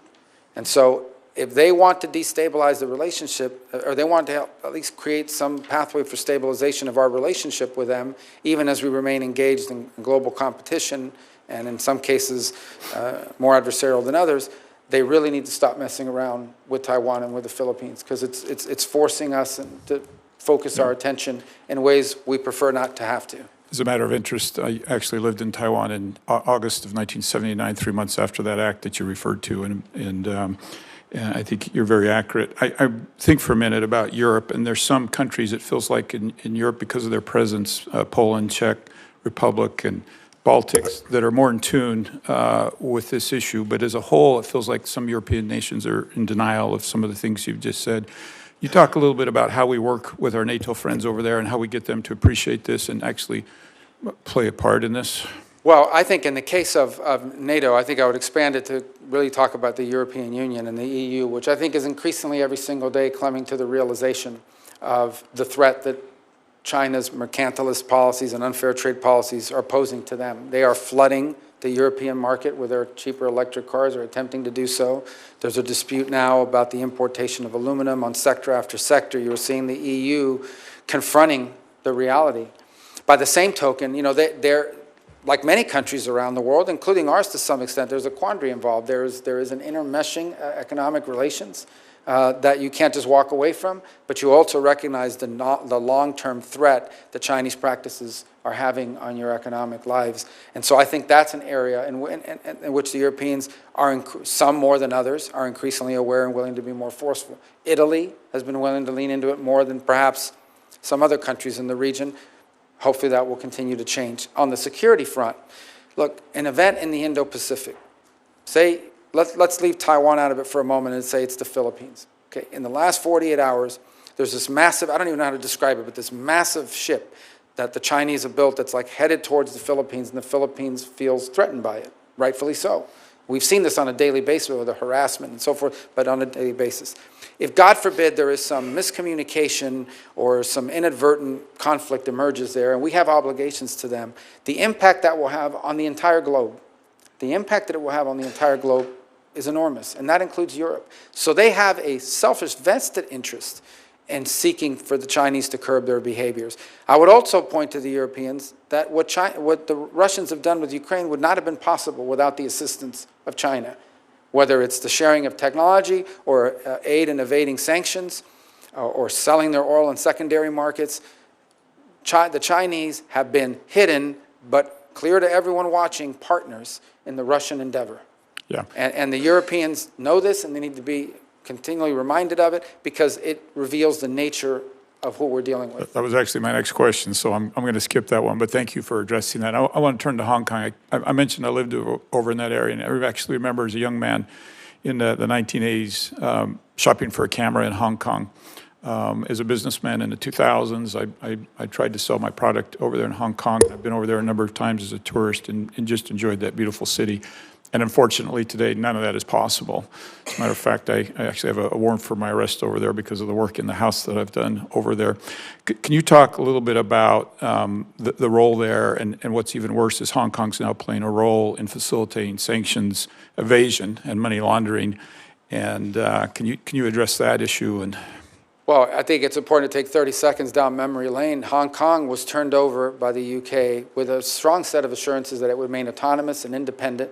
It would be governed by the Chinese, but independent. They would have a democracy. There would be free enterprise. They would be left alone. In essence, they would, that's the promises they made. They have violated over time, they violated every promise. They basically broke the deal. Just like they lied about all the island chains that they said they weren't going to populate and militarize, and they have done so as well. And so today, we cannot consider Hong Kong to truly be autonomous anymore. It is not. It is now under the full control, especially on national security matters, of Chinese authorities.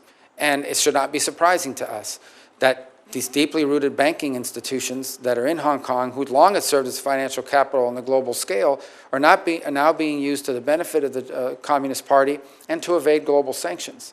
And I think there has to be a growing recognition of that. I also think it's important to remind those sectors in finance that are still involved there that the Chinese national security law that's now been implemented in Hong Kong allows them, if they don't like what you're doing, to basically trump up any charges they want, go into your offices, raid the boxes, see all of your files, threaten to jail you, and they've done so in some cases. So it's no longer a hospitable place for people to conduct financial activity. So I think we have to call it for what it is. The notion that Hong Kong is now some autonomous entity that operates within China's system but independent of it and the decisions they make is a complete work of fiction.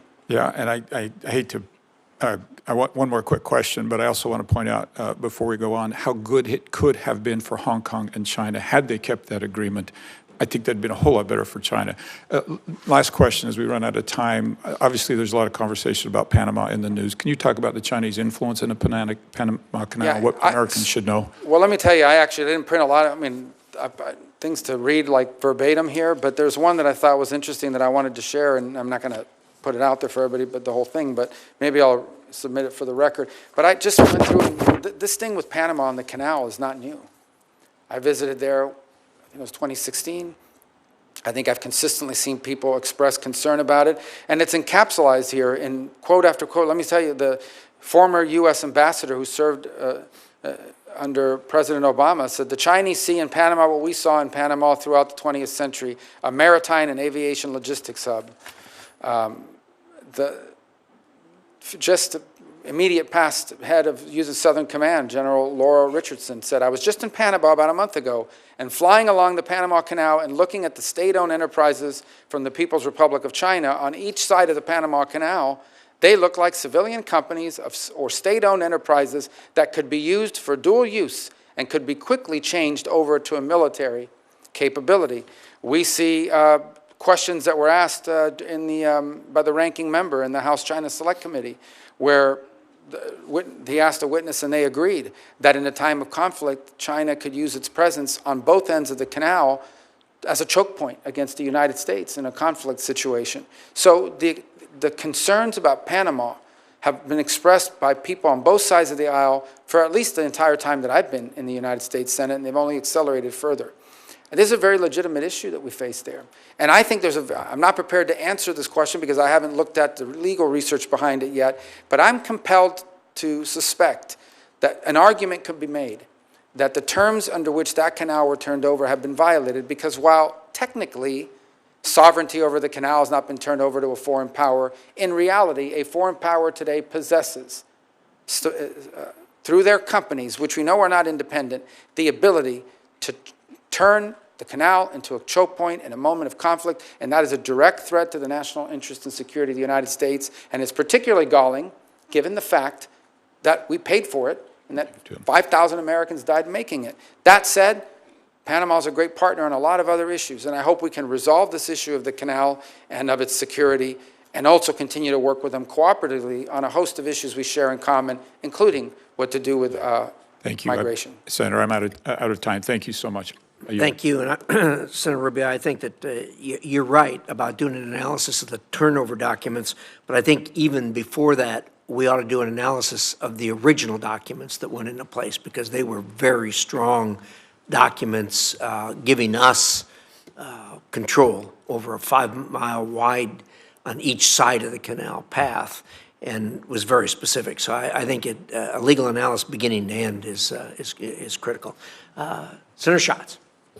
Thank you, Chair. Thank you, Ranking Member. Senator Rubio, nice to see you again. Thanks for taking the time with me, and thank you for being willing to serve. I want to start with the Pacific Islands. As you know, it's an area of focus of mine, and the Indo-Pacific is, look, we've been through several administrations, and they all say the same thing. They all talk about the future being in the Indo-Pacific and that it's the most important region in the world. That continues to be true.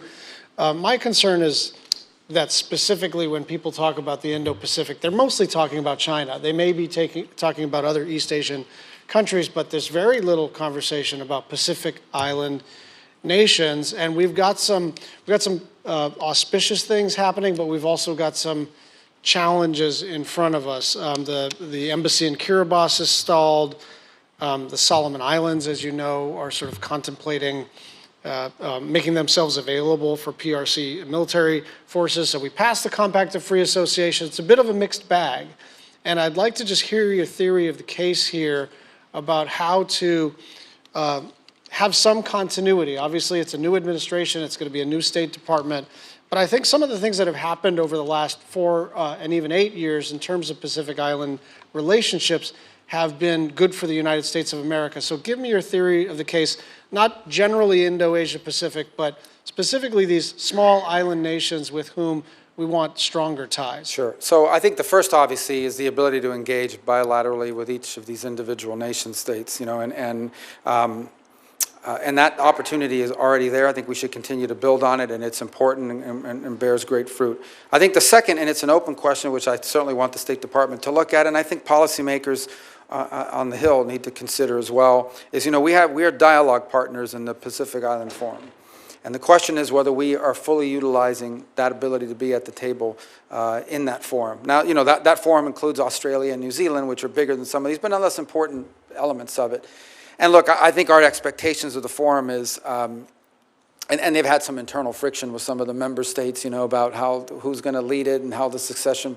So we hope they can work that out. But it's an existing forum, which I think could potentially, as a dialogue partner, provide us the ability to not just engage bilaterally with the individual nation states, but also collectively. And we may not agree on 100 million things, but there might be some things we can do through that forum. At a minimum, have a presence at it at a high enough level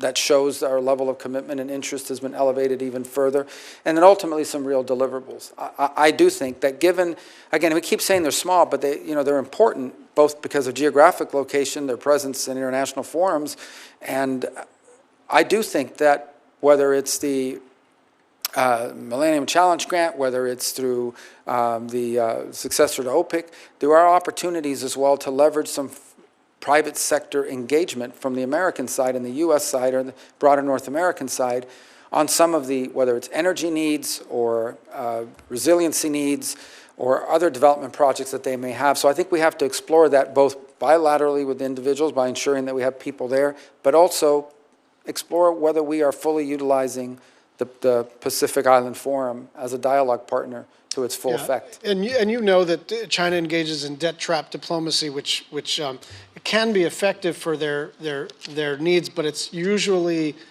people get figured out eventually. And I think one of the areas where we can provide something that there's no other country that can provide is in the resilient space. In a severe weather context, we're really the only folks that really know how to prepare for, respond to, and rebuild from disaster. So, the United States Navy has always been helpful in this context, but that's something we should continue to focus on. So, staying in the Pacific, and I'm glad you mentioned the Philippines.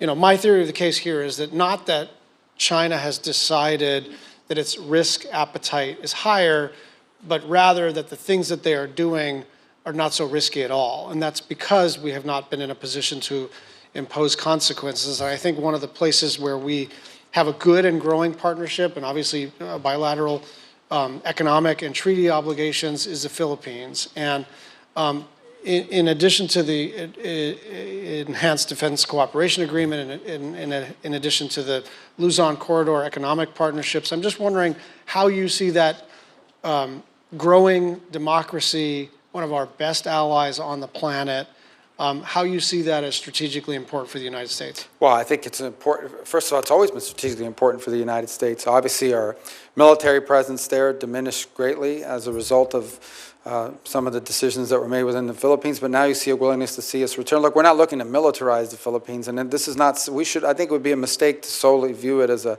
security arrangement. There are long ties between the United States and Philippines that date back to 1899 in the Spanish-American War, and so I think it's important to build on that as well. I think there are real economic opportunities that we should be exploring, and so it's one that we need to show us commitment. If I'll be frank, I think where this kind of fell off was, and I'm not getting involved in internal Filipino politics, but I'm telling you, during Duterte, it was a little tougher to work with them, and obviously there's some issue going on there internally as well. I'll leave that to their electorate and their politics to solve.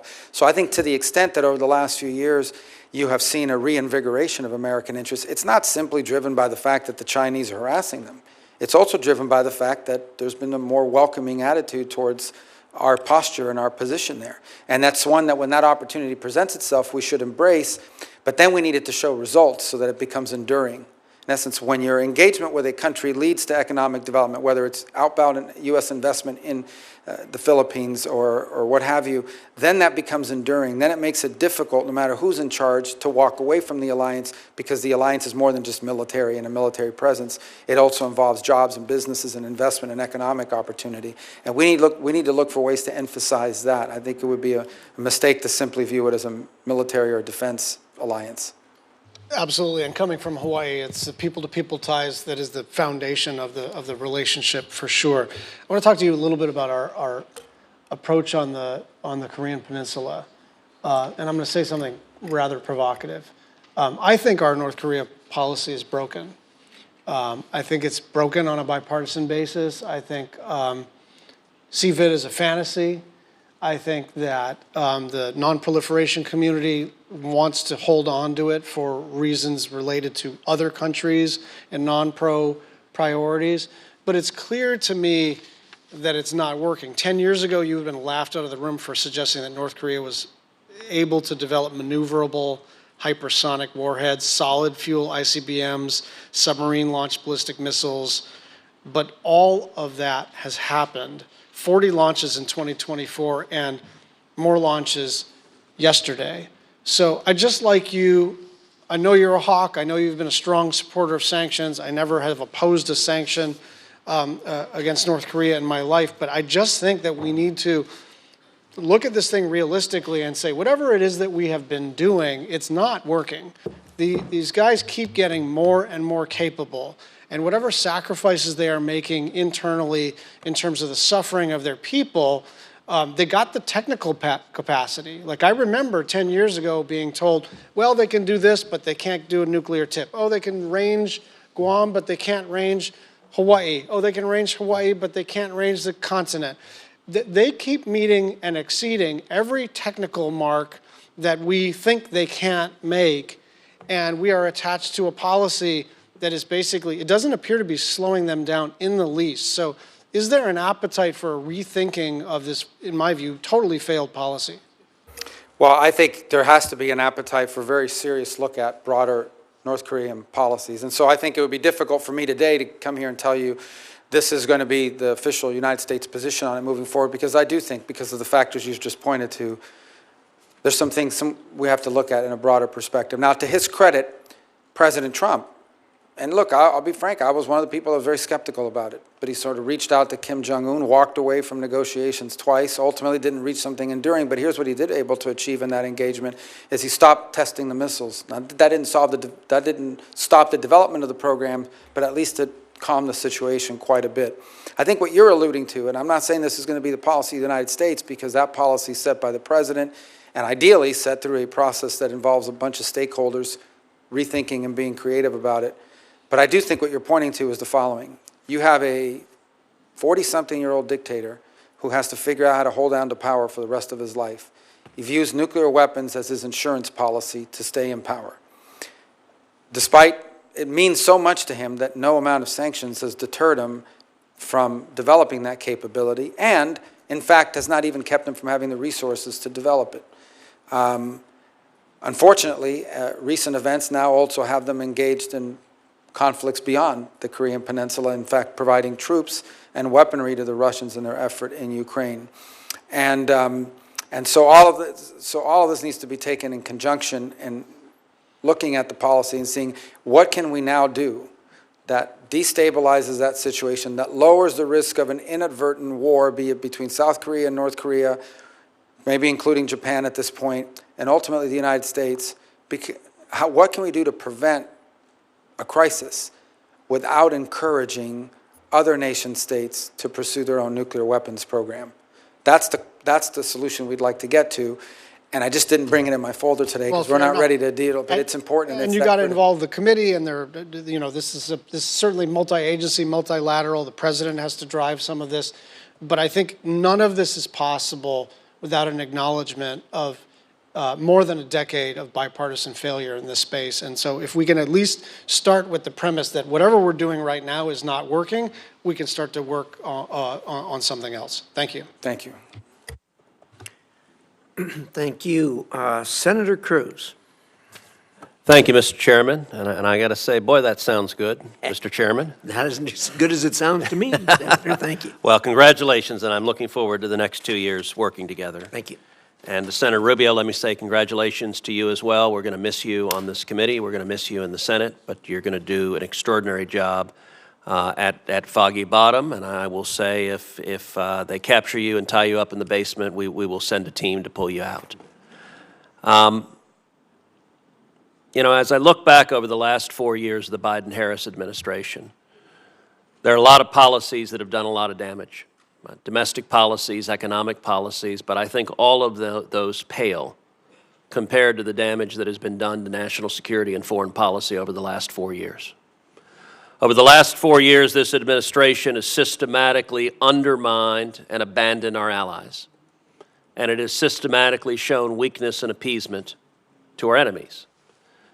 And the consequence has been disastrous. We've gone from 4 years ago, peace and prosperity, to today a situation with wars across the globe and every enemy of America stronger than they were when this administration came into office.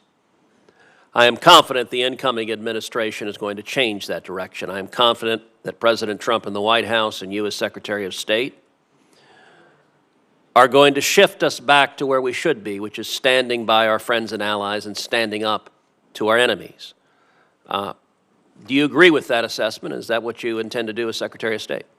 Well, let me say first, the foreign policy of the United States will be set by the President, and my job is to advise on it and ultimately to execute. I think the President's been abundantly clear, and that is his policy is going to be driven about making America safer, stronger, and more prosperous. As I said in my opening statement, everything the State Department does, every policy, every program, every dollar it spends, every initiative it takes, has to answer three questions. Does it make us safer? Does it make us stronger? Or does it make us more prosperous? And if it doesn't, if the answer is not yes to one of those three, you're going to have a hard time moving that forward, because that's the priority that the President, and that's the priority that, by the way, voters gave this President when they elected him. You point to a number of things that I think are critically important, and I'll phrase it a different way, but I think we're saying the same thing. We have lost deterrence in multiple theaters around the world. So as an example, and I use this as a small-scale example, but it's really an important one. I think of the year was 2019, the Wagner Group tried to get cute and came after some of Americans operating in Syria. And fire from the sky rained down on them. And that group was pushed back pretty hard. That's deterrence. They threatened us, and they knew what the response would be. I recall the consternation here and in other places when Soleimani met his demise. But I can tell you it impacted Iranian behavior for a substantial period of time. No matter how tough they talked, it impacted their behavior. I think it's important to reestablish deterrence. And to the extent that that's been lost for a variety of reasons, the lack of deterrence is an invitation to war. The lack of deterrence is an invitation to hostility. It prevents the very thing that we hope to achieve, which is peace and stability in the world. And I do think we've lost deterrence. And I think in some ways it contributed to what happened in Ukraine. An item I know is very close to you and you've worked very on, and we talked earlier today about, is energy dependence. I recall President Trump at both a NATO summit and at the United Nations, and I recall the United Nations one in particular, President Trump said Germany is entirely going to be left dependent on China, on Russia for its energy. And they laughed at him. There were diplomats in the hall that were snickering. That's exactly what happened. It is one of the reasons why Putin believed he could invade Europe, is because Europe would not push back because they depended on him so much for energy. Now, Europe is to be congratulated. They have moved very swiftly, particularly the Germans, to diversify their energy resources. But one could argue that we may never have had that invasion had that dependence not existed, because maybe who would have thought the European response would have been more forceful than he anticipated. So I do think reestablishing deterrence and strength is important, because it prevents war and it gives us leverage in diplomacy, where we hope to solve 99.9% of the global disagreements, we hope to solve through diplomacy, not through armed conflict. I think that's very well said, and I want to give several specific examples. Number one, you and I are the only two Cuban-American senators. You're about to leave me as a lonely sole member of the Cuban-American caucus. Thank you for that, Marco. There are three Cubans. They always call it a conspiracy. So now I have no one to play dominoes with. But look, issues of Cuba, both you and I share family stories of parents who fled oppression and came here seeking freedom. As you know, as you talked about earlier today, this week the administration delisted Cuba as a state sponsor of terrorism. I think it was an absolutely shameful and reckless decision. I think it was a political decision on the way out. I think it was designed to hamstring the incoming administration. I am unequivocal that I think the Cuban government are evil communist bastards. Given your new job, I suspect you might be slightly less forceful in saying so and slightly more diplomatic, but I know you're hard on the question. But let me ask you this. Do you believe Cuba is a state sponsor of terrorism? Without a question, and I'll tell you why. Number one, the FARC, which is, elements of the FARC and the ELN for that matter in Colombia. These are narco-terrorist organizations, and have been. They started out as ideological organizations and now figured out they're Marxists, but they want to make money selling cocaine. So they've done that. They have had the full support of the Cuban regime throughout their entire existence. We know that Cuba has been friendly towards Hamas and Hezbollah, openly friendly towards Hamas and Hezbollah. We know as well that the Cuban regime, for example, hosts not one, but two countries' espionage stations within their national territory, 90 miles from the shores of the United States, and that provide valuable insights and cooperate with these elements. We know that they have strong ties to Iran as well, and the terrorist elements associated with them. And we know for a fact that there are fugitives of American justice, including cop killers and others who are actively hosted in Cuba and protected from the long arm of American justice by the Cuban regime. So there is zero doubt in my mind that they meet all the qualifications for being a state sponsor of terrorism. Well, it is clear you're going to be confirmed to this position. You're going to be confirmed with an overwhelming bipartisan vote. I think it is likely you'll be confirmed on January 20th, on the first day the president is sworn in. When you are confirmed, I think it is also likely, I hope on that very first day, you will reverse that determination. You may not feel prepared to make that commitment now, but is there anything you want to say on that? Well, I would just say, again, I don't want to speak ahead of the administrations. These decisions, as I said, the president sets our foreign policy, and my job is to execute it. That's how our system of government works. I would just remind anyone on this recent deal with Cuba that just happened over the last 12 hours, nothing that was agreed to is irreversible or binding on the new administration. And I think people know my feelings, and I think they know what the president's feelings have been about these issues when he was president previously, and nothing that the Biden administration has agreed to in the last 12 or 18 hours binds the next administration, which starts on Monday. Good. Let's turn to Israel. In the last 4 years, this administration has been the most anti-Israel administration we have ever seen. They have systematically undermined the government of Israel, particularly at a time of war. The Biden State Department secretly asked other parts of the administration to suspend anti-terrorism sanctions so they could pour unaccountable hundreds of millions of dollars into the Hamas-controlled Gaza Strip. They refused to implement mandatory congressional sanctions against Hamas terrorists for using human shields. They made incredible efforts to secretly circumvent mandatory congressional prohibitions on money going to the Palestinian Authority because of the PA's support for pay to slay. Even after October 7th, they secretly poured millions and even cash from American taxpayers into Hamas-controlled areas. Meanwhile, they secretly implemented boycotts of Jews living in Judea and Samaria through the Development Finance Corporation and binational science and technology foundations. They secretly manufactured files used to impose crippling financial sanctions on Israeli Jews and refused to provide those files to members of Congress. Those sanctions were renewed just yesterday. I have every confidence that President Trump and you will reverse these policies broadly and specifically, but I'd like to ask you about some of them quickly. Can you commit to ending anti-terrorism sanctions waivers related to Palestinian terrorism and implementing sanctions against those terrorists? Yes. Can you commit to ending discriminatory policies, including Biden administration's secret boycott policies against Jews in Judea and Samaria? Yes. And can you commit to reversing the discriminatory sanctions against Jews living in Judea and Samaria? Again, yes. I think that the policy of, again, without speaking out of turn, I'm confident in saying that President Trump's administration will continue to be perhaps the most pro-Israel administration in American history. And the final question, you and I talked at great length about the 1944 water treaty with Mexico. Mexico is in violation of that treaty. It is doing enormous damage to South Texas. Farmers and ranchers there are experiencing drought. As the Secretary of State, tell me what the State Department can do to encourage and incentivize Mexico to comply with the treaty and provide the water that they are obligated to provide to the people of South Texas. I think raise it in every engagement. We will be engaged with Mexican partners. We have to engage with the Mexican government, and it's important to elevate it and raise it at every one of those engagements. And I don't just mean like sending a letter or somebody sending an email or just mentioning it. I'm saying making it a priority, and it's a priority not just because it matters to Texas. It's a priority because these international agreements and arrangements only work if they're complied with. And if they're not complied with, and it becomes habitual, other nations believe they can begin to violate them as well. It undermines this entire commitment to multilateral agreements and so forth. And I think it's in the crevices of those agreements, whether they've been in place for a long time and no one's paying attention anymore, or it just doesn't matter enough and you ignore it because you don't want to destabilize the rest of your relationship, but it encourages it to happen more and more. It is not the only irritant we have in our bilateral relationship with them and in our agreements. I imagine they have some with us as well. But it's one that needs to be prioritized and raised consistently as a priority, not just as an asterisk or a footnote. Thank you, and you're going to do great. Thank you. Thank you, Senator Cruz. Senator Duckworth. Thank you, Mr. Chairman.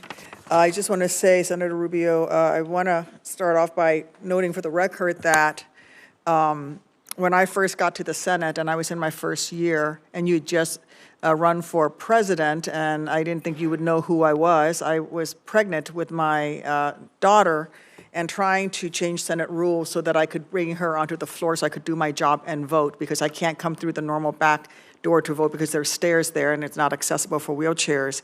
And I remember in the middle of that battle, rolling through the Senate floor to vote, and I heard, "Tammy Duckworth," from across the Senate chambers, and you came running down from the top back of the Senate chambers to tell me, "I'm with you, I will support you, you have the right to vote, and I will support you being able to bring your daughter, your child onto the floor when she's born." And I want to thank you for that kindness, because you did speak to your leadership about it.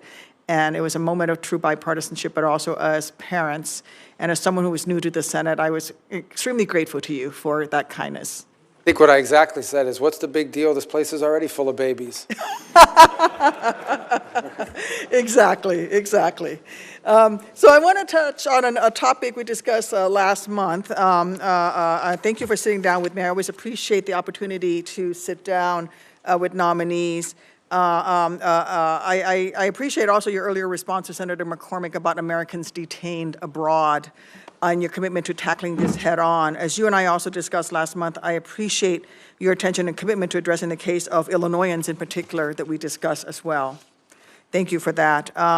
Another topic, you already touched on some of the issues in the Indo-Pacific, particularly around the PRC and the DPRK, but I'd like to dive back into the issue of ASEAN and the ASEAN nations.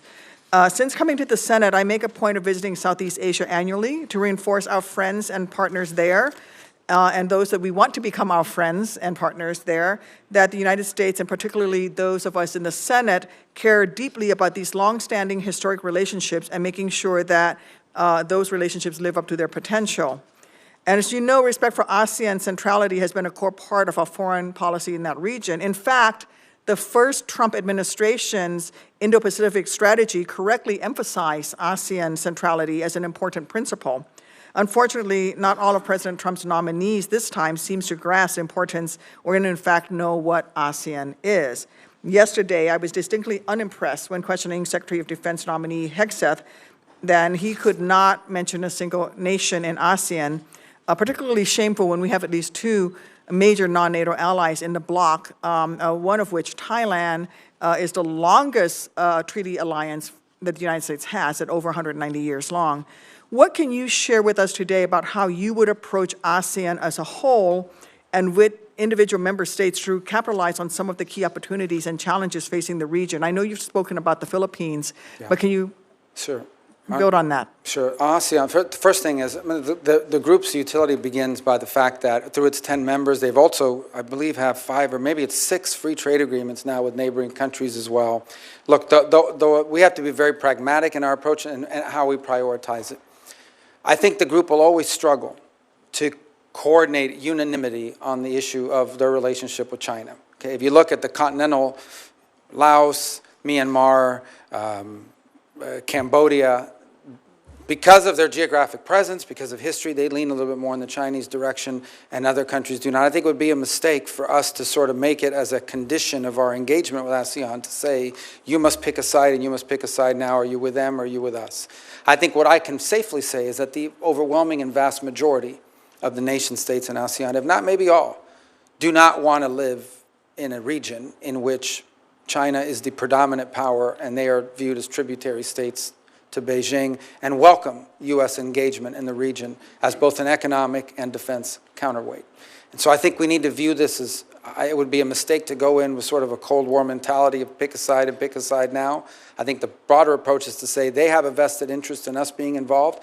We have a vested interest as an Indo-Pacific nation in involving ourselves through this forum and finding opportunities, both holistically through the 10 nations and individually through whatever bilateral opportunities present itself. Earlier, you may not have been here, but I was asked a question about Thailand, and there is a group of Uyghurs that are in Thailand that they're saying may be deported. And I said, this is one of our strongest, longest relationships in the region, and maybe one of the longest and strongest in the world. And that's where these relationships really come to bear, not to browbeat them in a public forum, but through strong diplomacy and using the benefit of that relationship to go to Thailand and see if we can't get them to not deport these people into the hands of Chinese authorities, knowing the atrocities that have been committed. So that's a value added to this relationship. That is a bilateral relationship we have with Thailand. It's not the one we're going to have with every country in the region, but I do think the forum serves as a useful platform for us to be able to engage the region and individually these countries. So you would agree with what the first Trump administration emphasized, which is that ASEAN centrality. And I think this is something that the new ASEAN chair, Malaysia, under Prime Minister Anwar Ibrahim, is saying with the Mandani concept, which is growing that cohesion within ASEAN itself and in dealing with the organization while we continue to pursue those bilateral relationships. But the stronger ASEAN can be cohesively as a unit, allows them to better deal with countries like Myanmar, for example, and allows us to better have those relations with them and also for them cohesively to try to stand up to outside forces. One of the things that I think, and I think you saw this in the first Trump term, and we'll probably see again, is to the extent you see production sort of moving from China to other countries, some of these countries stand to benefit from that, assuming they themselves are not the target of some tariff or what have you. But I think there are benefits there in that regard. I would imagine that there are also some concerns they would share with us about maybe some of our other policies, economic or otherwise. But I do think it's an opportunity that provides some real economic development benefit opportunities for a number of the countries in ASEAN. We would hope all of them, but certainly some more than others because of alignment of interests. What I do think is we have to be realistic, and I just want to reiterate this because I think sometimes we go into these things viewing them with the lens of NATO or something else.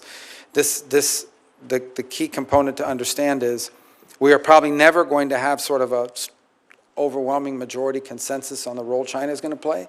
But I do think you could argue that the vast majority of countries in this forum, if not all, do not want to live in a region in which China is the predominant, overwhelming power, and they all are viewed as sort of tributary states. They are not interested in that, and they view the United States as a very logical and welcome economic and defense counterweight to that. Yeah.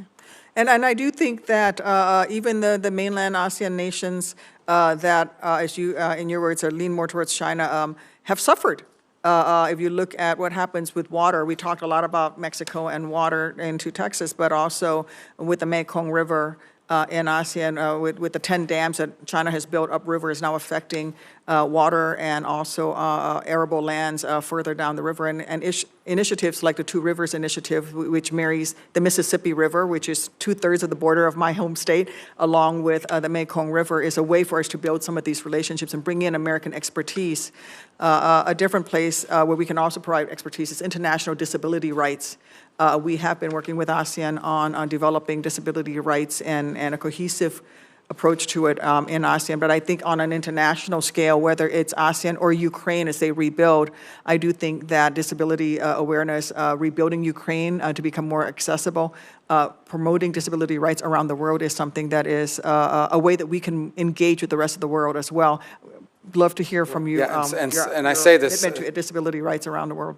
And I say this, sadly, it's going to be of critical importance to nations that are emerging from conflict, where we know modern conflict, people are injured in ways that are now survivable, but leave them for the rest of their lives with permanent disability. And so I think it's going to be, in the case, from a very practical perspective, in the case of Ukraine, it's going to be valuable because there are people that have been injured in that conflict that for the rest of their lives are going to have to deal with that, and it's conducive. The other thing we've discussed is our diplomatic facilities around the world and whether they are, and understand that the number one job, the reason why we have embassies and consulates yes, we represent U.S. interests in that country, but its number one obligation is to support Americans. If you lose your passport, if God forbid you go to jail, whatever it may be, that we have a presence there that can support Americans abroad. And it was stunning for me in our conversation to learn that there are a number of these locations around the world that are not accessible to Americans with disabilities that needed to access them. So it's something that we would have to look, we'd be interested in looking at as well to make sure that just from our core obligation, we're able to fulfill it. And also, it keeps many of your own staff members who may have disabilities from serving in some of these overseas missions. As you said, highly trained, well-qualified regional experts, subject matter experts may not be able to serve in some of these embassies where they can't it's not accessible for them. So I thank you for bringing that up. And I will yield back my 9 seconds, Mr. Chairman. Oh, thank you so much. You're welcome. So generous. Thank you. Thank you very much, Senator Duckworth. Those are important points. Last but not least, welcome back, Senator Lee, to the committee, and appreciate you've had your work cut out for you today in your new role as chairman of your committee. But the floor is yours. Thank you. Thank you, Mr. Chairman. And thank you, Senator Rubio, for your willingness to serve in this position. I'm going to make a bold prediction and say that you are likely to be confirmed. That's my prediction. I can't speak for others, but I believe that nonetheless, and it's a bittersweet moment. I'm back on the committee after 12 years of being away from it. You and I came to this committee and to the Senate at the same time, both in our late 30s, the youngest members of the Senate at the time, although you have me by exactly 7 days, 7 days older. Notwithstanding the fact that you were the older between us, you've got all of your hair, and it's not a single gray hair in there. But I've deeply enjoyed working with you as a colleague and getting to know you as a friend. We have kids that are about the same age, and I've watched yours grow, and it's just been a delight getting to know you, Jeanette, and your kids, and I hope that'll continue. But I'll miss having you here, not only as my Spanish teacher, not only as my source of Bible insights and my source of comedic material, but also for your great insights on foreign policy, domestic policy, and everything else we do here. You've just been great to work with, and you will be missed in the very likely event that you are confirmed. Let's talk first about the Western Hemisphere, an issue that I know is near and dear to your heart and mine. And we'll start with the Panama Canal. President Trump has recently talked a little bit about the fact that there are some questions arising about the status of the Panama Canal. When we look to the treaty at issue, the treaty concerning the permanent neutrality and operation of the Panama Canal, we're reminded that some things maybe aren't quite as they should be there right now, given that the Chinese now control major ports at the entry and the exit to the canal. It seems appropriate to say that there's at least an open question. There's some doubt as to whether the canal remains neutral. Would you agree with that assessment? Yeah, and yes. Here's the challenge. Number one is, look, I want to be clear about something. The Panamanian government, particularly its current office holders, are very friendly to the United States and very cooperative, and we want that to continue. And I want to bifurcate that from the broader issue of the canal. Now, President Trump is not inventing this. This is something that's existed now for at least a decade in my service here. I took a trip to Panama in 2017. When on that trip to Panama in 2017, it was the central issue we discussed about the canal, and that is that Chinese companies control port facilities at both ends of the canal, the east and the west, and the concerns among military officials and security officials, including in Panama at that point, that could one day be used as a choke point to impede commerce in a moment of conflict.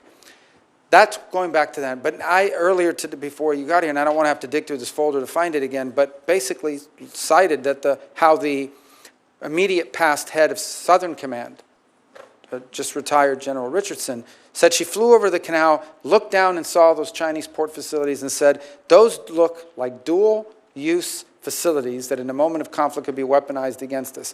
The bipartisan China Commission over in the House last year had testimony and hearings on this issue, and members of both parties expressed concern. The former ambassador to Panama that served under President Obama has expressed those concerns. This is a legitimate issue that needs to be confronted.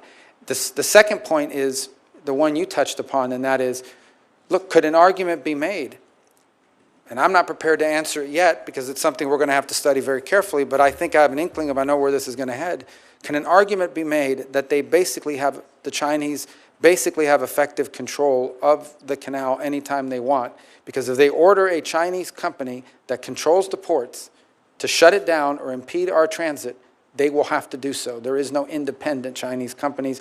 They all exist because they've been identified as national champions. They're supported by the Chinese government. And if you don't do what they want, they find a new CEO and you end up being replaced and removed. So they're on the complete control of their government. This is a legitimate question, and one that Senator Risch had some insight as well. He mentioned that in passing, that needs to be looked at. This is not a joke. The Panama Canal issue is a very serious one.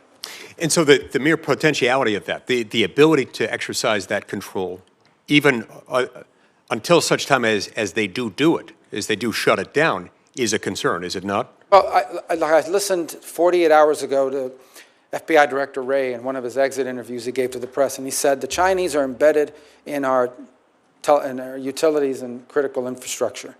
Now, he didn't say every single day they're shutting off the power in the United States. He said that if there's a conflict, they're embedded and they could shut off the power in key places. We've all identified that as a threat. The fact that you can do it, you don't have to do it every day. No one's claiming that the Chinese are shutting down the canal every day. What the claim is, the very legitimate concern is, that if these companies control both ends of that canal in a time of conflict and the Chinese tell them, shut it down and don't let the U.S. go through there, we got a big, big problem, a big economic problem and a big national security and defense problem. The ability to do it alone is a threat. We shouldn't ignore it. It isn't a joke. It's a legitimate issue, and it needs to be solved. Excellent. And that feeds right into the next thing I wanted to ask you about, which it just involves areas of dual-use capabilities throughout the Western Hemisphere. Ports, infrastructure, critical minerals, and so forth.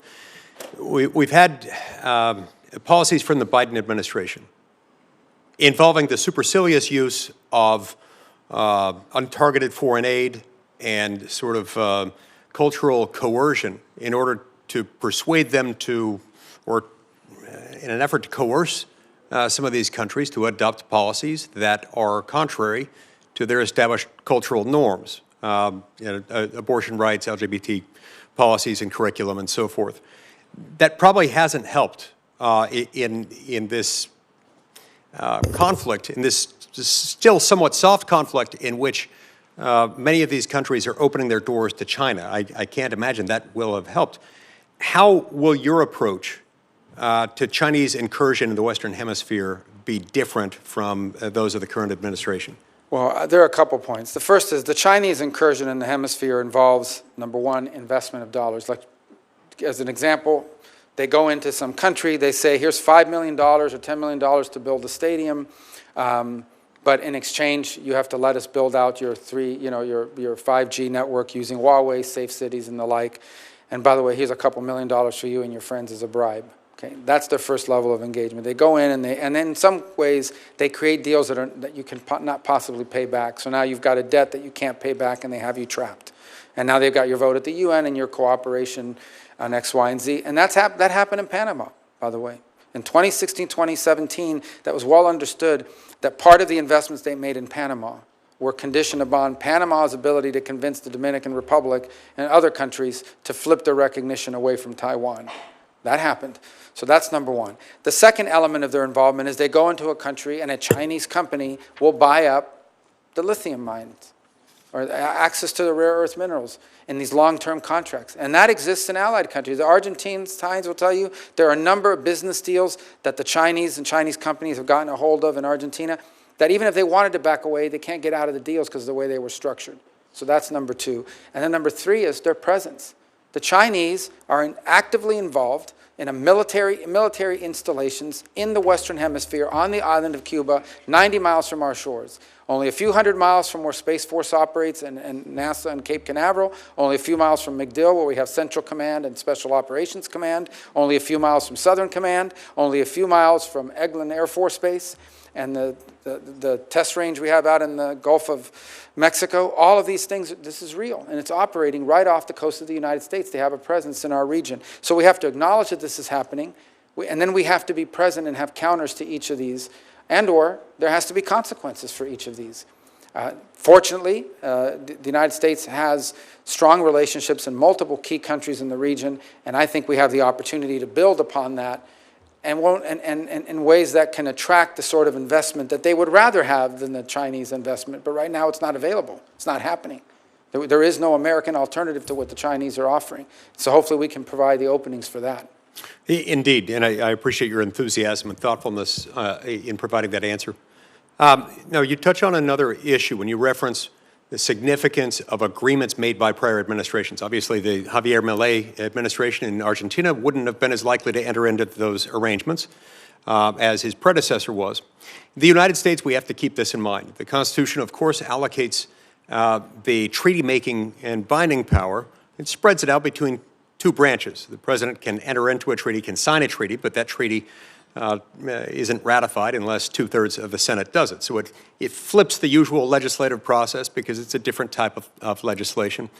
Would you agree with me that that type of arrangement, which is submission of a treaty after the president has entered into it, after the president has signed it, the submission of that treaty to the Senate for ratification and the ultimate ratification by the Senate is a necessary precondition for an international agreement to be binding on the United States of America?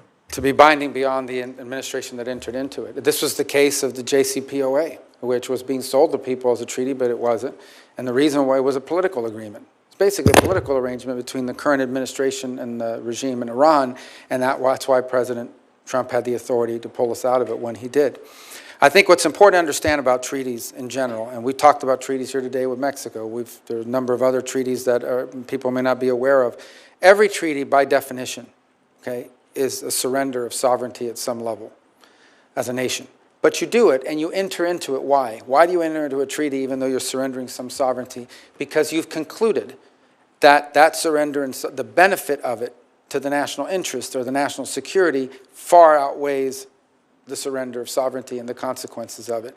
And that is why it's so critical that the Senate be involved in that deliberation, because an individual administration may get that calculus wrong. But when you have this overwhelming majority that concludes that it too agrees that that surrender of sovereignty is exceeded by the benefit of the treaty, now you know you've increased your chances of have something that's good and makes sense. And so I agree with your view of it. And I think that's the way I would hope we would pursue arrangements in the future if we enter into any. That's why it takes 2/3. Thank you so much, Senator Rubio. Thank you, Mr. Chairman. Senator Rubio, we know you have an appointment at the White House at 3 o'clock. Senator Shaheen has one brief question for you. I have a couple of brief remarks, and then we'll get you on your way. Yeah. Thank you, Senator Rubio. I think that was a very impressive display of your knowledge of the global situation. But the one area that you mentioned, but we haven't really talked about, is the Arctic. And given what's happening in the Arctic and China's designs on the Arctic, can you just speak to what you think our posture ought to be with respect to the Arctic? Well, we're an Arctic power. The Russians are legitimate Arctic power. The Chinese are not.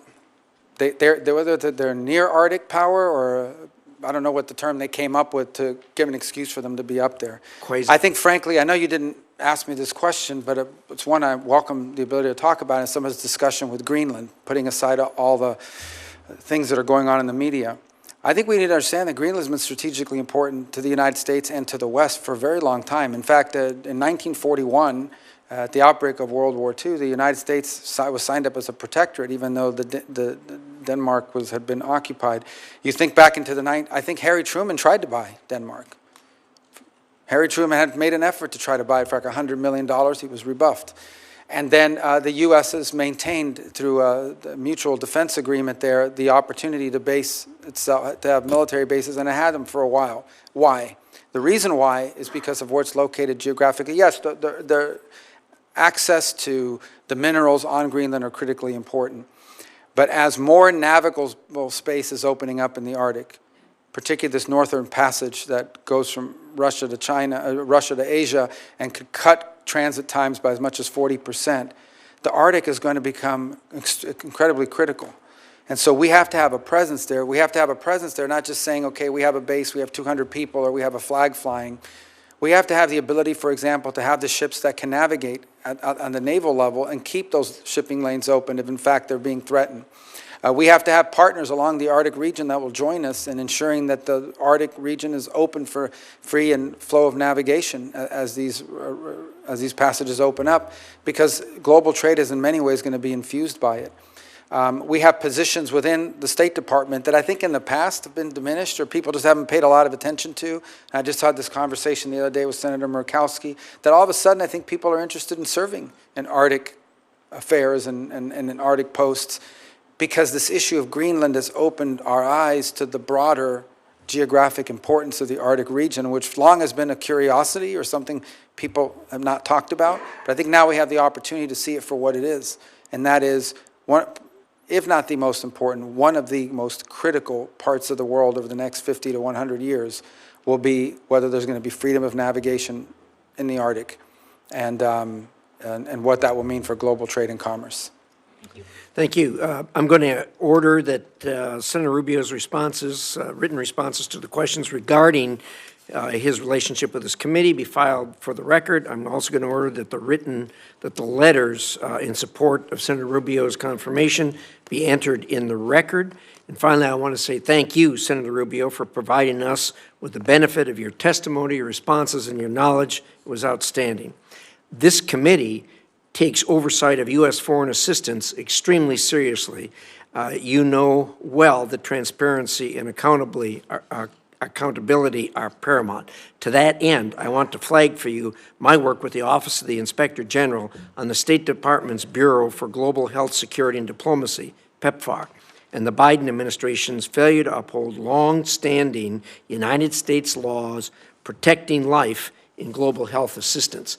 In addition to my request for an investigation, I've been holding over $1 billion in U.S. foreign assistance since September of last year, and will continue to do so until I can be sure that not one single American tax dollar will be used to perform or promote abortions overseas, as that is required by U.S. law. I look forward to working with you on this, in addition to the many issues that we discussed here today. Finally, I will note for the information of members of the committee that the record will remain open until tomorrow, Thursday, January 16th at 1 p.m. For members to submit questions for the record. Thank you. God bless you. We wish you well. Committee is adjourned.